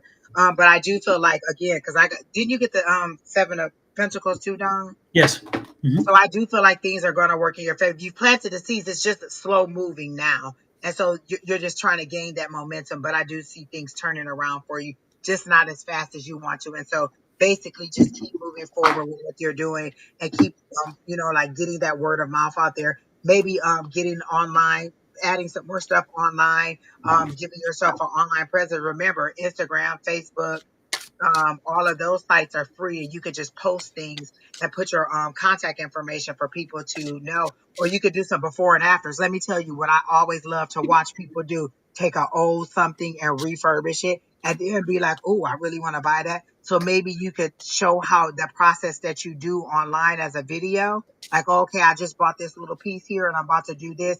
We love watching people refurbish things. So maybe do some videos like that and put them online, and then say, now this piece is for sale. And so people can see what you do and how your service is. Deborah, you also may want to consider teaching a class, creating a class, and then teaching a class on how they as in anybody else can refurbish it. And what you do is you would find some old pieces of wood, maybe, and then when as part of the class is that you teach them how to remove something like simple, so they can remove the old uh, paint or texture, or whatever, and then they can varnish it or paint it or whatever. But teach a class. I do that. You do teach a class. So that's good, because I think that would be something, again, draw by helping them to educate them, to help them to understand. Then you will then draw them in as clients as well, because most people won't do that themselves. It's too much of a job, but they'll appreciate what it takes, and then they'll actually do that. So that's what I would suggest. Again, amp up your classes. Make sure your classes are getting out there. Make sure that people are doing that are attending your classes, and that would be a wonderful. That's just a good way to And introduce do some live yourself. stuff online, like, Yeah. kind of show Yep. people the stuff online. Like, really, social media is the way to do it, It is. just to get out there and let people know. Word of mouth is great. Walk by. She said she wanted to change stores because she wanted some more walk by traffic. All of that is great and good too. But again, social media, that's how you connect with thousands of people versus hundreds of people. Yep. And I can tell you, when I released my book, I had I it was social media that did, because I was out there, because I was had a presence, because I talked about it often, because I led up to the point of, hey, it's coming, it's coming, it's coming, it's coming, and Lord knows at one point I was like, is it ever coming? Because Lord knows it wasn't. But the point is that the social media is what helped that book hit number one status on Amazon the first day it was released, and so it was ranked number one new release. I'm an indie author. This is the only book I've ever written. So that does not happen for indie authors, but it happened because of the social media. So again, do not ignore the value of social media. Make sure that you And are it's free. Did I say that? Free absolutely. 99. Free, free, free. Yeah. So use it to your advantage. Use it as much as you can. Do little videos. And even some of your videos don't have to even be about what you're doing professionally. Just put something out there, fun. Just any of those things. Facebook and Instagram. I'd be on TikTok. I would have Take my us thrifting with you. Take us thrifting and show us how you choose your pieces, why you choose your pieces.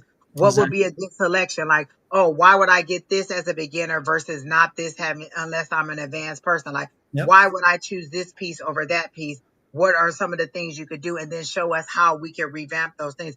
We love to see things like that. That's how you'll get a following. And then say, hey, if you're in the area, stop by. Or if you want this piece for sale and you're in the area, then you can come by and pick it up. Like, just kind of things like that. That's how you get people interested because we love to Yeah. watch people do stuff that we can't do. And this device is your camera, it is your producer, it is your director, and so you can pop off some quick videos with this, then put it through Opus Clip. If it's a long video, put it through Opus Clip and get little clips from it. You can shrink it down. I mean, it's amazing what you can do with just this. If you have a phone, which you must, I'm sure you do, you can take videos and then you can tweak them and make them better, and put them on Facebook, make fun things, make some funny videos and things. It is amazing what this You little can hire a youthful person to do it for you if you yep. don't think you can do it. You can always hire a kid to do it for you, or not necessarily a kid, but somebody who's more able to do that if you don't know how to do it, Yeah. or you don't want to take the time to do it. But all those things are ways that people get out there and know that you're there, and just every day, just even doing a little. You could just do like a daily tidbit or a daily tip or something like Don does Daily his download. daily downloads, and it just keeps people coming to your page. Yep. And so you could do a daily, you could do a daily inspirational quote. You can do a daily, just any kind of daily thing that drives people to your website over and over and over and over again. You could do a giveaway. You could tell somebody you'll refurbish something for them. Like there's a lots of ways that you could do a contest. Like Don's doing a contest now. If you watch his videos and you comment, he'll enter every time you comment, he'll enter your name again. And then when he draws, you get a free copy of his book. So you can always do all those kind of things to just draw people in, do a contest. People love a contest. Oh, absolutely. So, Yeah. So there are options. There are options out oh, there she's for you. retired from IT. So you know what to do. You know how to do it. We ain't telling you nothing. We might need to run you. What the hell? Yeah, you may need to tell us some things.